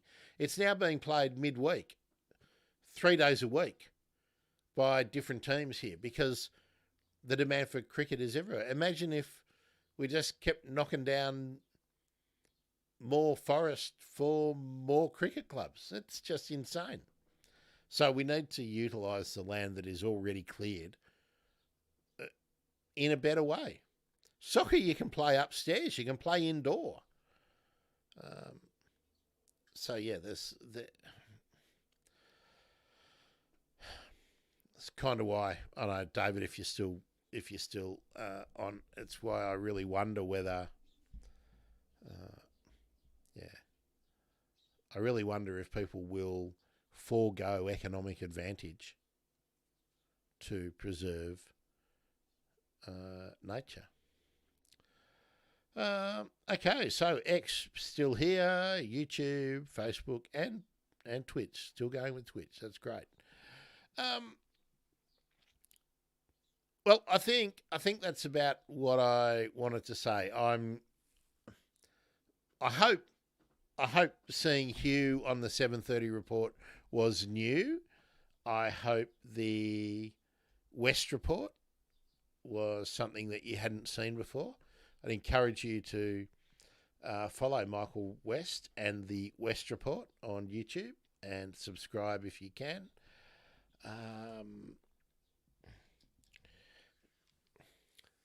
I'm glad that there's people of the stature of Hugh Possingham, who is out there and getting some coverage. I wish that had been on that clip of that nature, had been on all of the commercial networks as well. But that's better than a kick in the arse, right?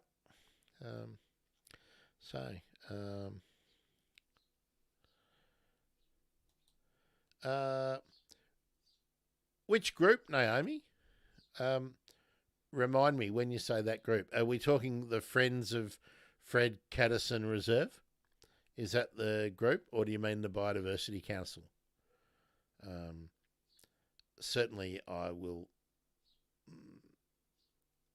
hope we'll have a couple of people who are members of the Biodiversity Council on. Friends of Fred Catterson Reserve, I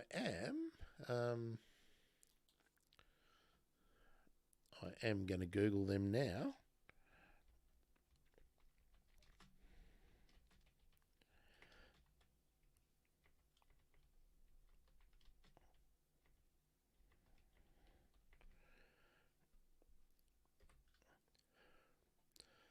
Oh, good. They've got their own website, and it's in Castle Hill. Okay.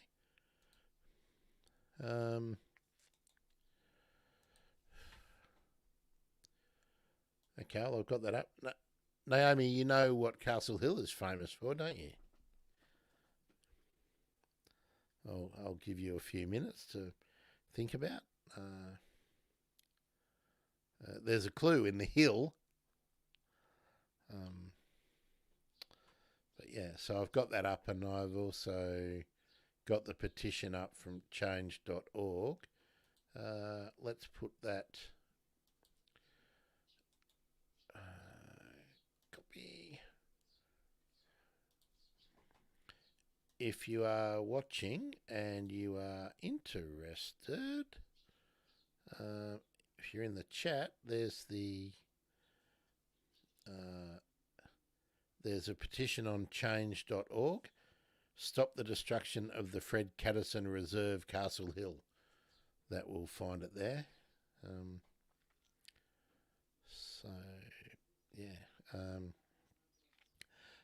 Naomi says, no, what is Castle Hill famous for?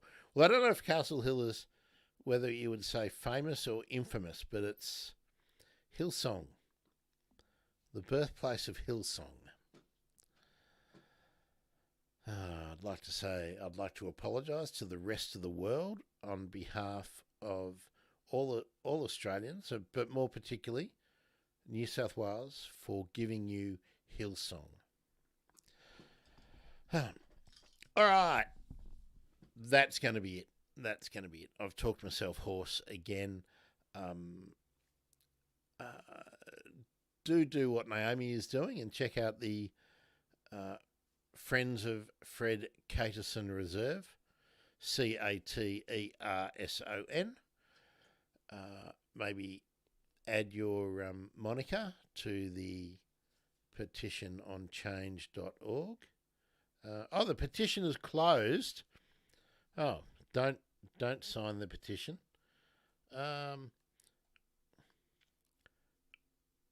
Well, actually, here we go. The petition closed. I'm looking for when it did close. I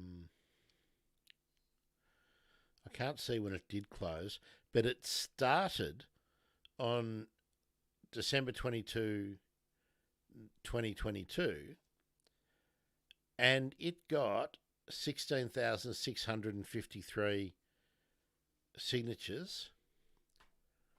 So Naomi, update us. So it looks like, so they got 16,500 signatures, but does it look like they they didn't win. Is that where we're at with that? I'm just looking at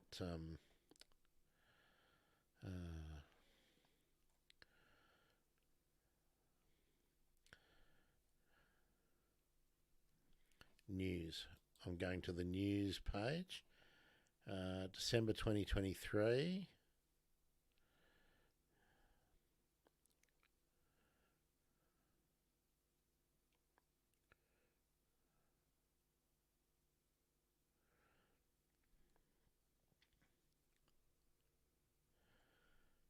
Okay, so it does look like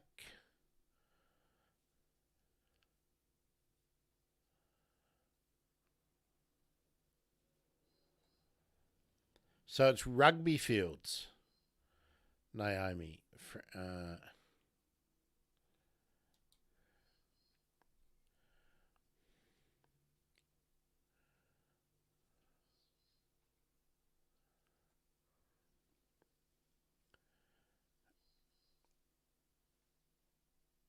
Three sports fields.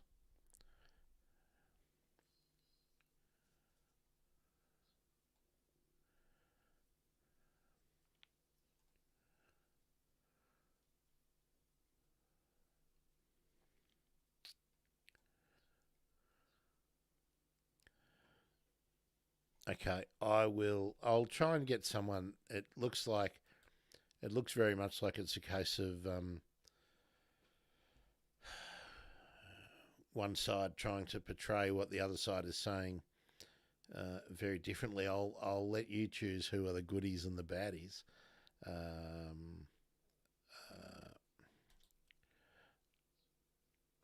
Yeah, it was in the Environment Court.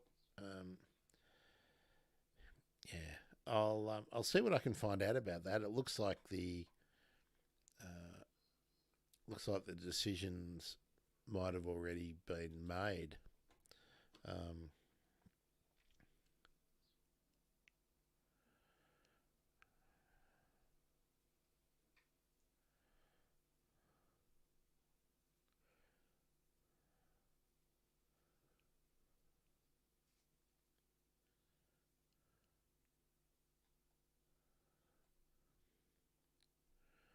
Yeah, I'll read that. I'll read that mayoral minute later. It looks like there is a. Hi, Martin. Yeah, you have turned up very, very late.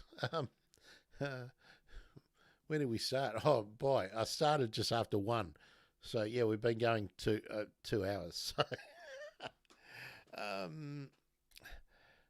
Martin, to fill you in, we've talked about Hugh Possingham on the 7:30 report. We talked about Martin. Naomi says hello in case you aren't watching your screen. What else do we talk about? We talked about how even though the New South Wales Labor government ran on the Great Koala National Park, they've now stopped monitoring the logging in the areas that would have been in the Great Koala National Park.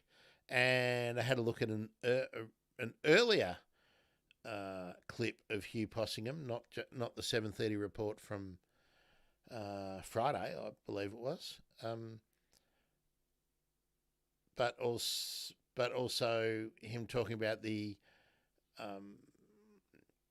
creation of the Threatened Species Index and why it was needed. And then we've really just been talking about, well, if the legislation isn't working and it's not being enforced, what can we do? What can we do that will work? And just in summary, I guess I was saying I think we need to consider whether, because protest has become made more of a crime rather than a nuisance kind of offence in so many states now, that perhaps we need to be focusing more on, well, I raised the question: do we need to be more militant and more radical if we're going to protect threatened species and threatened habitats, or is the energy better spent trying to really threaten marginal MPs and to get more independents, more non-aligned politicians in all parliaments, so that there's always a really tenuous balance of power? But that's got risks attached to it as well, which I'm well aware of. But if you vote in the good guys and they do nothing, then why keep them? Or do the good guys buy us off by being good at some things but absolutely completely non-active on other things? I don't know. And I think we've all sort of portrayed a bit of there's a recently fledged house sparrow, tree sparrow just came to check me out. Flew right up to the window and had a look, see what I'm doing. Still looking at me out there. See, it's a dire state of affairs where one of the most interesting birds that you see in your neighbourhood is a tree sparrow or a goldfinch. But that's where we are at in this part of Melbourne.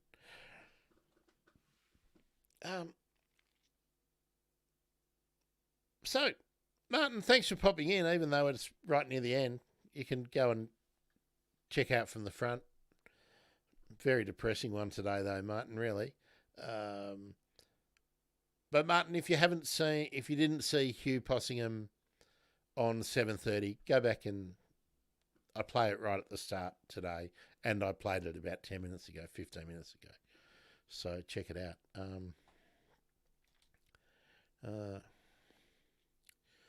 More militant protests, like hitting your head against the wall, dealing with government on environmental issues. No, I'm thinking of militant. I don't want to sort of say the kind of things I think, but if they're going to make it oh,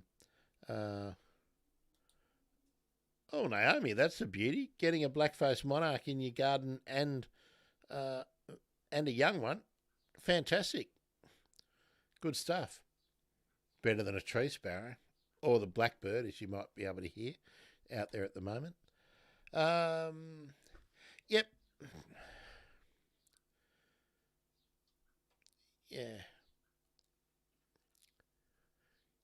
Yeah, I don't know, Martin, on that more militant thing, I don't know. I mean, the legislation in several states has been changed so that you're no longer looking at walking away with a fine and no conviction recorded, which means it's a pretty serious undertaking to go and put yourself in a position where you will get arrested. And, some of the offences that they will charge you with are pretty serious stuff now. So we can... but anyway, we've been over that. I'm not sure if we're on tomorrow. I'll see if I can talk to someone about the Fred Catterson Reserve, and I'm still looking to get someone from Lakeside, and I'll reach out to Hugh and see if we can get Hugh on to do a Q&A. But if I get Hugh on for a Q&A, I would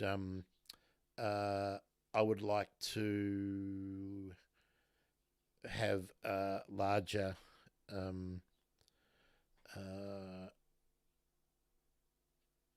lead time. Now, Martin, you've just asked me a question. Did I get the emails? Since I don't know what emails you're referring to, I would say no. I'm just having a look in my list for emails from you.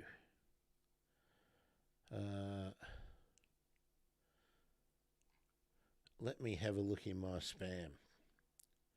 Oh, I do have 181 in the spam. Oh, they're all in the spam, Martin. Here we are. So oh, you sent me stacks. Oh, Martin. Oh, here we are, Martin. Well, no, I hadn't seen them.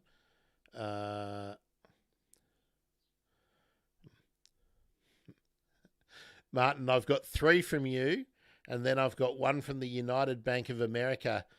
Urgent attention card owner. Something about 1 Rockefeller Plaza. And then I've got another 5 from you. So, I've got a couple from the United Bank of America. Just seeing if I've got any other really good ones in the... no Nigerian princes, by the look of it. But I have been picked for a private donation from Mr. Manuel Franco. That's always good. United Bank of America again with your inheritance unclaimed fund. 8th floor of number 1 Rockefeller Plaza. Oh, I don't want to miss out on my unclaimed inheritance. Oh, and Mr. Arthur Ewan. Gee, you're in amongst some really good notables here. Mr. Arthur Ewan. Are you a businessman or woman? Okay. And a lot of people are sending me the details I requested for my Bitcoin. That's great. Anyway, there we are, Martin. They are now marked as not spam. So I will cogitate and check over those. And I will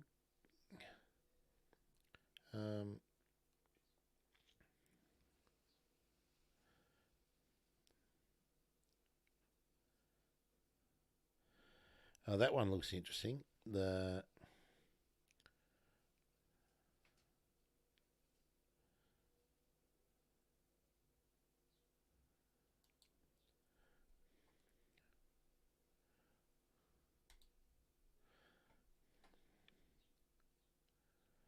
Sorry, I'm just checking this out. This is the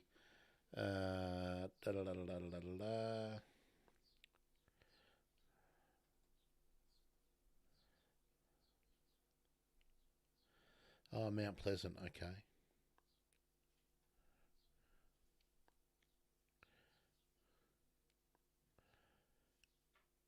Okay. Well, that's good. So, I'll bring this up. Thanks, Martin. We'll get this into the stream now.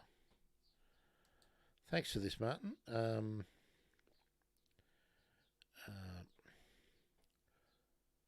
So, this is a media statement from today. Oh, okay. So Megan Scanlon. Now, Megan Scanlon was one of the people that we've been targeting with Toondah. More than 166,000 hectares of critical habitat, equivalent to the size of Cairns, will be protected. So it adjoins. I just want to get here. Here we go. The Artemis Antbed Parrot Nature Refuge is situated 300 kilometres northwest of Cairns and protects the vital habitat for the endangered golden-shouldered parrot. So what I'm looking at,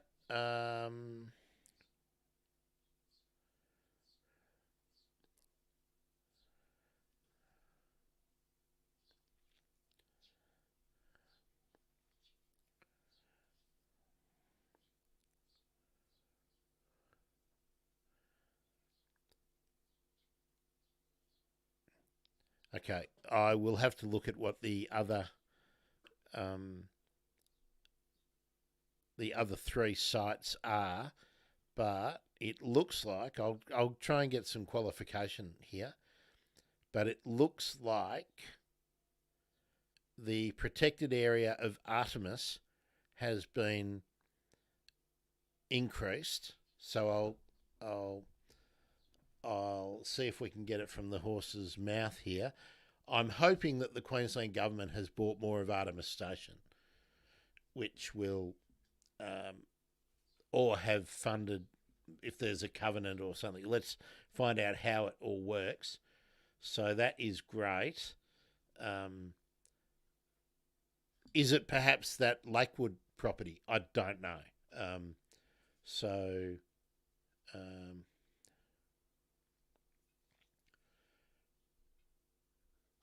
But this is really significant because if this is an increase, this is an increase of the Artemis protected area, and the Artemis Foundation. This is what Tom and Sue Shepherd have said. The nature refuge will grow by 103,059 hectares to cover a total area of 105,175 hectares. So that means it's going from approximately 2,000 hectares to 103. So there's no way to paint that as a bad thing.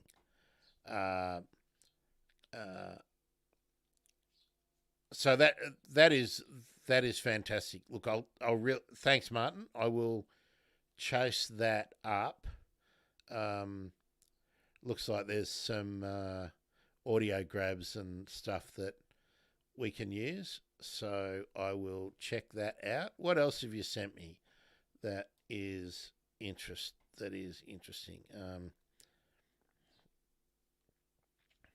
Okay, so there's 3 things there, so we'll look in that. And then you've got some snake stuff and bird surveys, Kangaroo Island, Western Whipbird. What? Oh, okay, I think we did that once before. Let's just see what else you got me.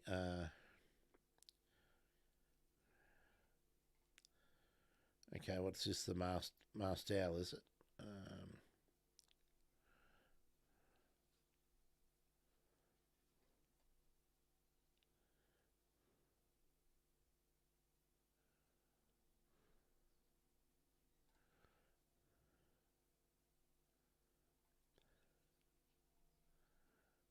Oh, the red goshawk. Okay.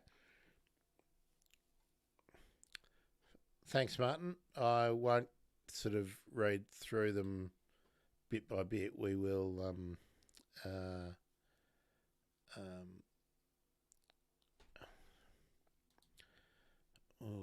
I'll read into that and check it out. So yeah, all to do with bush heritage and Artemis. So we'll look into that. That is great. Yeah, we'll check that out. So that's good. Now, Naomi still think putting liberty in line is perhaps worth it. It is true, having a conviction recorded would be terrible, but it isn't the environment worth it. See, okay, let's talk about that. If you've got a conviction for something else, say you got done for shoplifting when you were 17,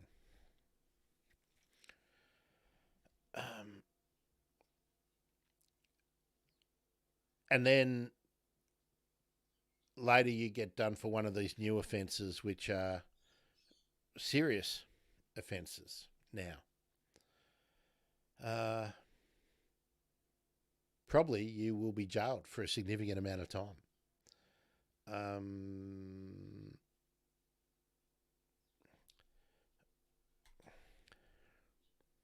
Isn't the environment worth it?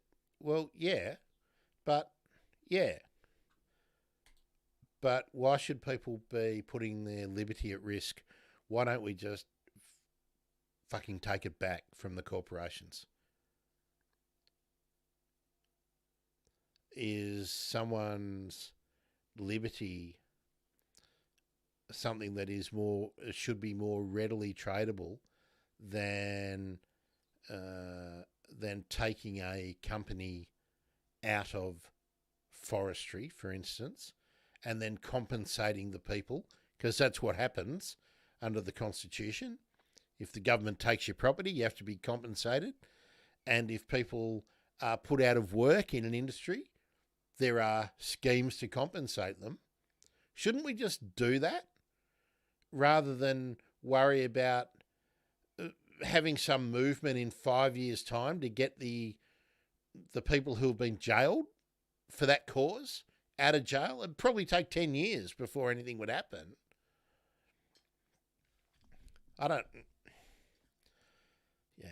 I'm not so sure, I think if you're protesting in the forest and you're likely to get taken down from a platform, handcuffed, processed, go in front of a magistrate, fine however much, $1,000, no conviction recorded. Yeah, I agree with you there, Naomi. But not getting a 7-year sentence for something and they go, oh, well, you were done for shoplifting when you were 16 or 7. Well, at 16 it probably wouldn't be on the record. 17, maybe 18. Maybe you were pissed back in the days when getting pissed in public and maybe having a fight with a bouncer after getting thrown out from seeing the celibate rifles was a thing and it didn't have a lot of stigma. But if that happened to you and you had a bond or something back then, that's a serious crime. Get done for a second one, you might be looking at 5 years in jail. I don't know. So that's all I'm saying is I think the governments have taken the opportunity to make protesting something that is really heavy and that you are more likely you're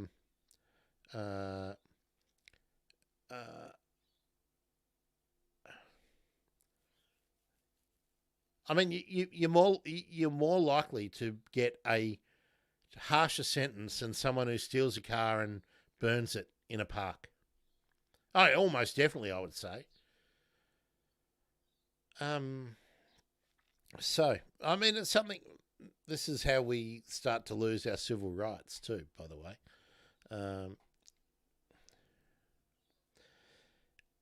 I would. Ordinarily, I would have endorsed that statement, Naomi, where you said if you have a clean record, do it. If you have a conviction recorded, don't do it, perhaps. I think you just need to be aware of it because I think a lot of people don't even know that the laws have changed.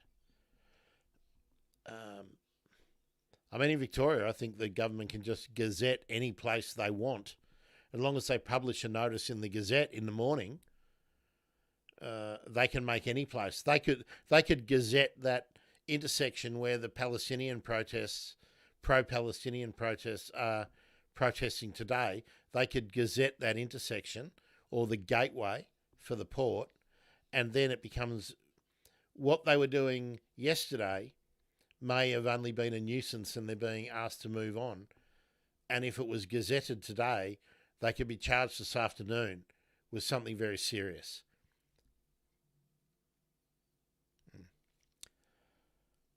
Because the protest laws aren't only against protesting the environment, they're probably about people running onto a horse track for a horse race because,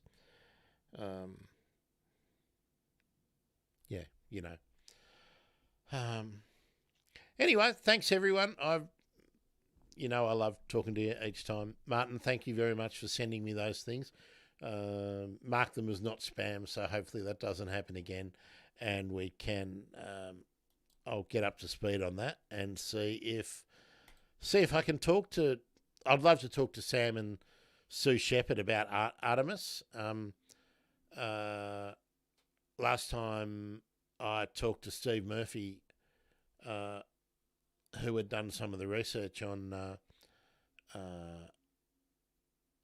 up at Artemis.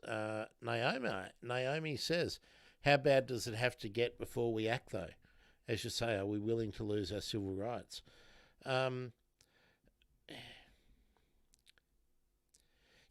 yeah, Naomi, I agree with what you're saying there, but I just wonder whether it might be more effective to actually blockade marginal members in marginal seats of the Labor Party and annoy them going to work and continually ring their switchboards and, you know, inconvenience them so that their job is at risk.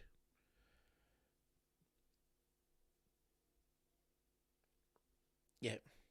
See, I don't know, because once you get put in jail, it's hard to get out. You don't get out quickly. Would you be charged with stalking? Well, I think depending on what you did,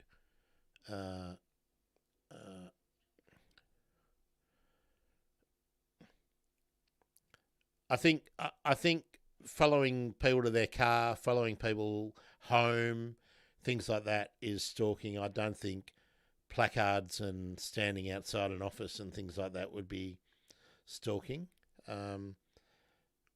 Remember, protesting and harassment is different, right? So the way things are done can be different.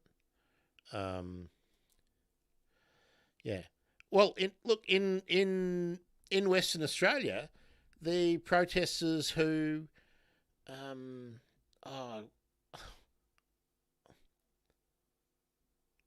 was it Rio Tinto?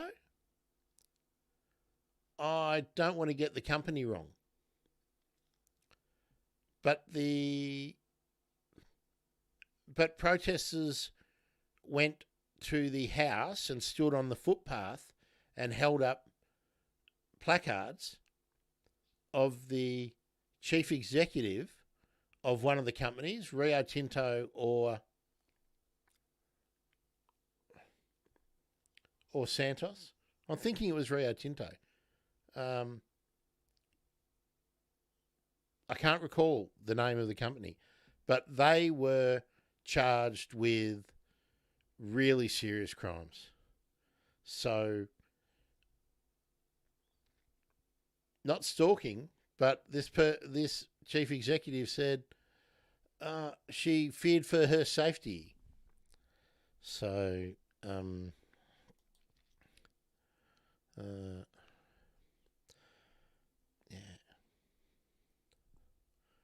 Well, here's where we have a something about definitions, Martin. Something newsworthy can work. Yeah. Look, I'm really happy about what's happened with the golden-shouldered parrot.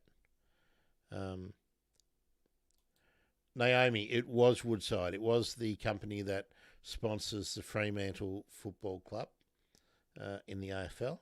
Yes, that's right. It was Woodside. Thank you. I mean, I did cover it at the time, but yeah, that's what's going to happen more and more and more and more.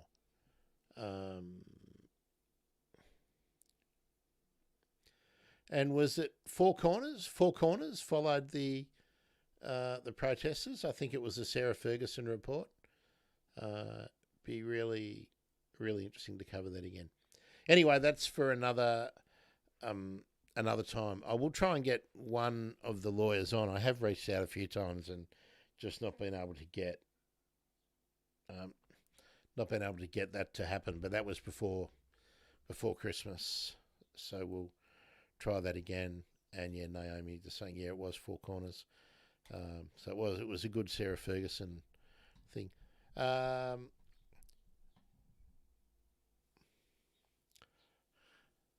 Yeah. Okay, well, thanks, Martin, for bringing us some good news. I like it when we get a bit of good news. I've seen the AWC stuff. I'll follow up as much as I can, and see if we can get people talking about it. And I will read all those in depth. Got the Malleefowl as well, so About time I chased up Danielle again to talk to us about the Mallee fowl.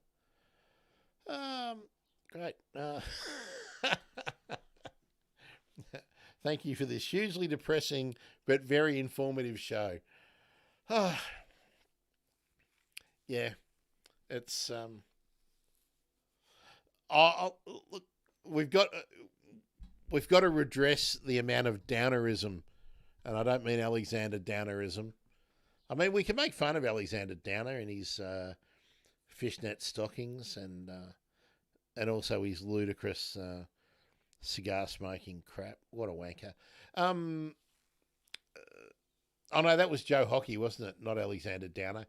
They're all pathetic, aren't they? Yeah.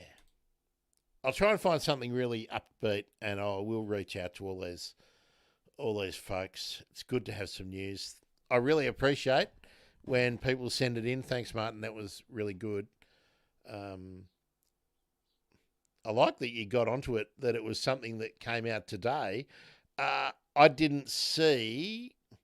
I mean, I listen to the news radio each morning and the BBC overnight and check out stuff. Oh, I have to start a rebellion. See, Martin, I would... Look, I'd probably be stupid enough to do it, but I don't think anyone would follow me, frankly.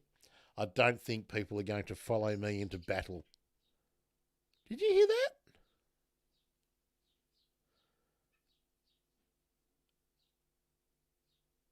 Wow. If that was a blackbird, it was a call I haven't heard before, but I think it might have been Loz mimicking a blackbird. I don't know if you heard that, but that was a weird call. Yeah, I don't think any of you are following me into battle. I think you'll follow me into somewhere where you can take headphones or your computer screen. I'm really torn on this idea about how militant do we get and who should the targets be, because I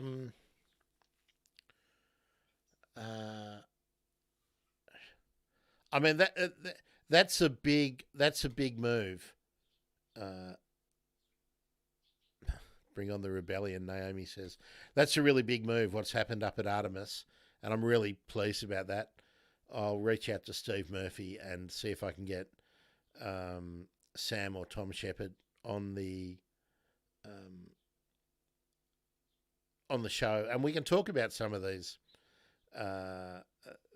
issues, or maybe AWC. I don't know. Anyway, find me some other good news. Naomi gave us some good news about Blackface Monarchs.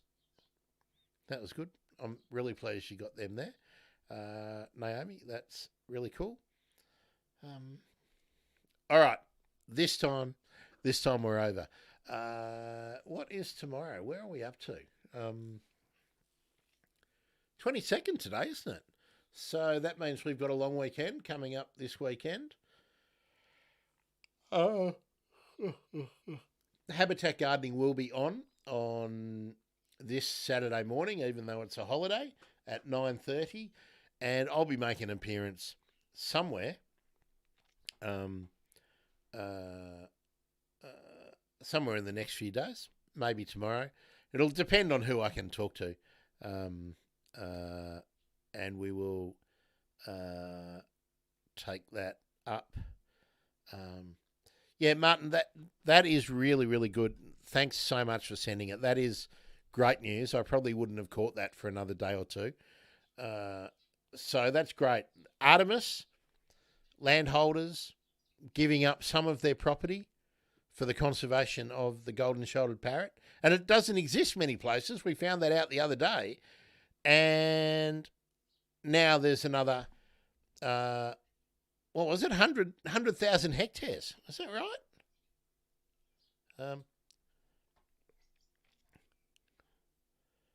Let's read that again.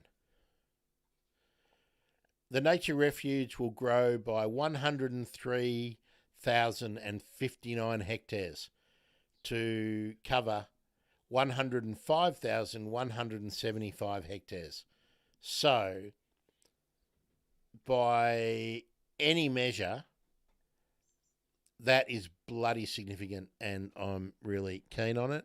Oh, good. David, you're from the Blue Mountains. So there you go, Naomi. Nearly a neighbour. Or certainly nearly a neighbour for your mum in the Blue Mountains. So, David, have you seen any gangs up there? And have you got any bowerbirds at your place? I would like to know that. And David is saying thanks for today. Let's catch up. I'll probably get on tomorrow. I'm so, I enjoy this, so we'll get on and do something. I'll find out who I can. Yeah, Martin. This is the interesting thing, isn't it? Martin didn't know that the golden-shouldered parrot isn't much bigger than a budgie. I would say, and let me just mess around with my lighting, and I'll get my two bird books out while I mess around with my lighting, because the lighting was sitting on the books. Right, let me get the parrot page up, and we'll have a look at the different. Okay. Where's the golden-shouldered parrot? And then we'll compare the measurements. Here we are. Golden-shouldered parrot. Does that say 26? Okay.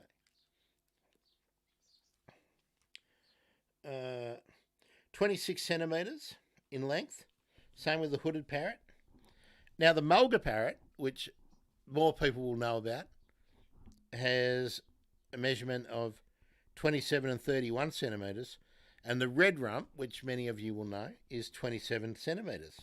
And then if I do find the budgie, let's think about the, you've probably all seen the orange-bellied parrot is 20 centimetres. And you'll all know a cockatiel. Cockatiel is bigger than the golden-shouldered parrot, and the budgerigar is 18 centimetres. So there's a bit of a size difference in the golden-shouldered parrot. Golden-shouldered parrot is about 8 centimetres larger and mostly longer than a budgie, but the cockatiel is about 4 centimetres larger / longer than a golden-shouldered parrot. So, yeah, they're not big birds. And, yeah. So, yep, there we are. Like so often, actually, I should see how big my rainbow lorikeet is, shouldn't I? Rainbow lorikeet, you all know that bird. Rainbow lorikeet, 25 to 30 centimetres, so approximately the same size as a golden-shouldered parrot. So, you've all seen lorikeets up close, I'm going to guess.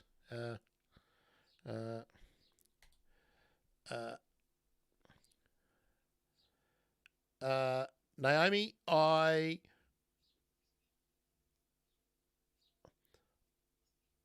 I would have always thought too that red rumps were smaller than mulgars, but I've been closer to red rumps than I've ever been closer to mulgars. But they say they're about the same size. So, and yeah, it's the measurements are from the front tip, like when they're laid out as a specimen, front to end. So,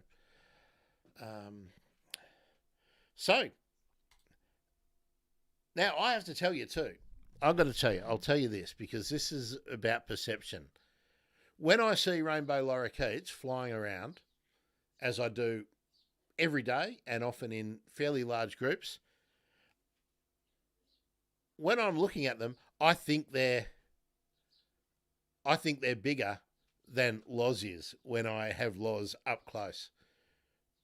Loz looks much smaller That's how big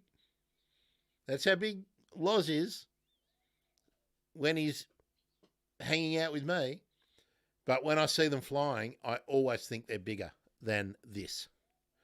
So, but they're not, because I've got one just out there and I'll be going to give it some apple in a minute. So,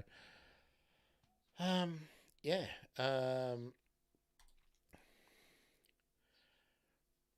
I think it's just a matter of perception, Naomi. I think we often think the birds, unless we're handling them, I think when we're looking at birds, we think they're sort of bigger than they actually are. But all of those grass parrots are all fairly small birds. So, yeah. Anyway, look, I do this every time, don't I? I start saying goodbye, and an hour later I'm saying goodbye. David from the Blue Mountains. I'll give a plug too. If you haven't been following Stan from Kangaroo Island, he's pretty much finished his Polestar EV journey, and I think he posted today, I think I saw a short, $130 it cost him. So follow, what is it? KI News, isn't it? Kangaroo Island News is the YouTube channel. Obviously not with us today because he's driving and doing stuff. But do have a look. It's been fun checking out what he's been up to. And yeah, I think $130 it cost him.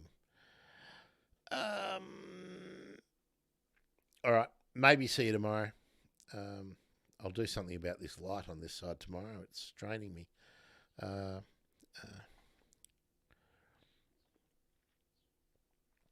Naomi says, yeah, I reckon it's because red rumps are often hunched up on the ground and mulgars are on branches. Yeah, I think that's kind of right. Also, mulgars appear bolder and stronger. They just have this sort of bulkier look about them. Yeah. Sort of bold, yeah, they're bolder and stronger. So, yeah. Okay, everybody. Martin, thanks again. David, good of you to join. I hope you become a regular member of the Riot Squad. David, I don't know if you've been here often enough to know what the Riot Squad is. The Riot Squad is the regular commenters and joiner-innerers, because the collective noun for a group of kookaburras is a riot. Therefore, you're all the Riot Squad. Did I miss anyone else out? Only the stupid person trying to sell me something on Twitch. David, Naomi, Martin. I think that's it, isn't it, today? Yeah. All right. Thanks, everyone. Just remember, if you best way you can support me and the show is to share and like and share and just get involved on YouTube, Twitch, X, Twitter, Facebook, and we're going live to Instagram, but I'm sorry, Instagram, if you were commenting and I haven't included you, it's because Instagram has this thing where I can't bring them into the normal chat, and for some reason today I could not see my stream on Instagram, so I don't know if any of you said anything. I hope you enjoyed it. I'm sorry that I couldn't respond. Hopefully next time the Instagram integration multi-streaming integration is easier. But I appreciate you being here if you were. And if you weren't, why weren't you? Anyway, folks, see you probably tomorrow. Just remember, birds are cool.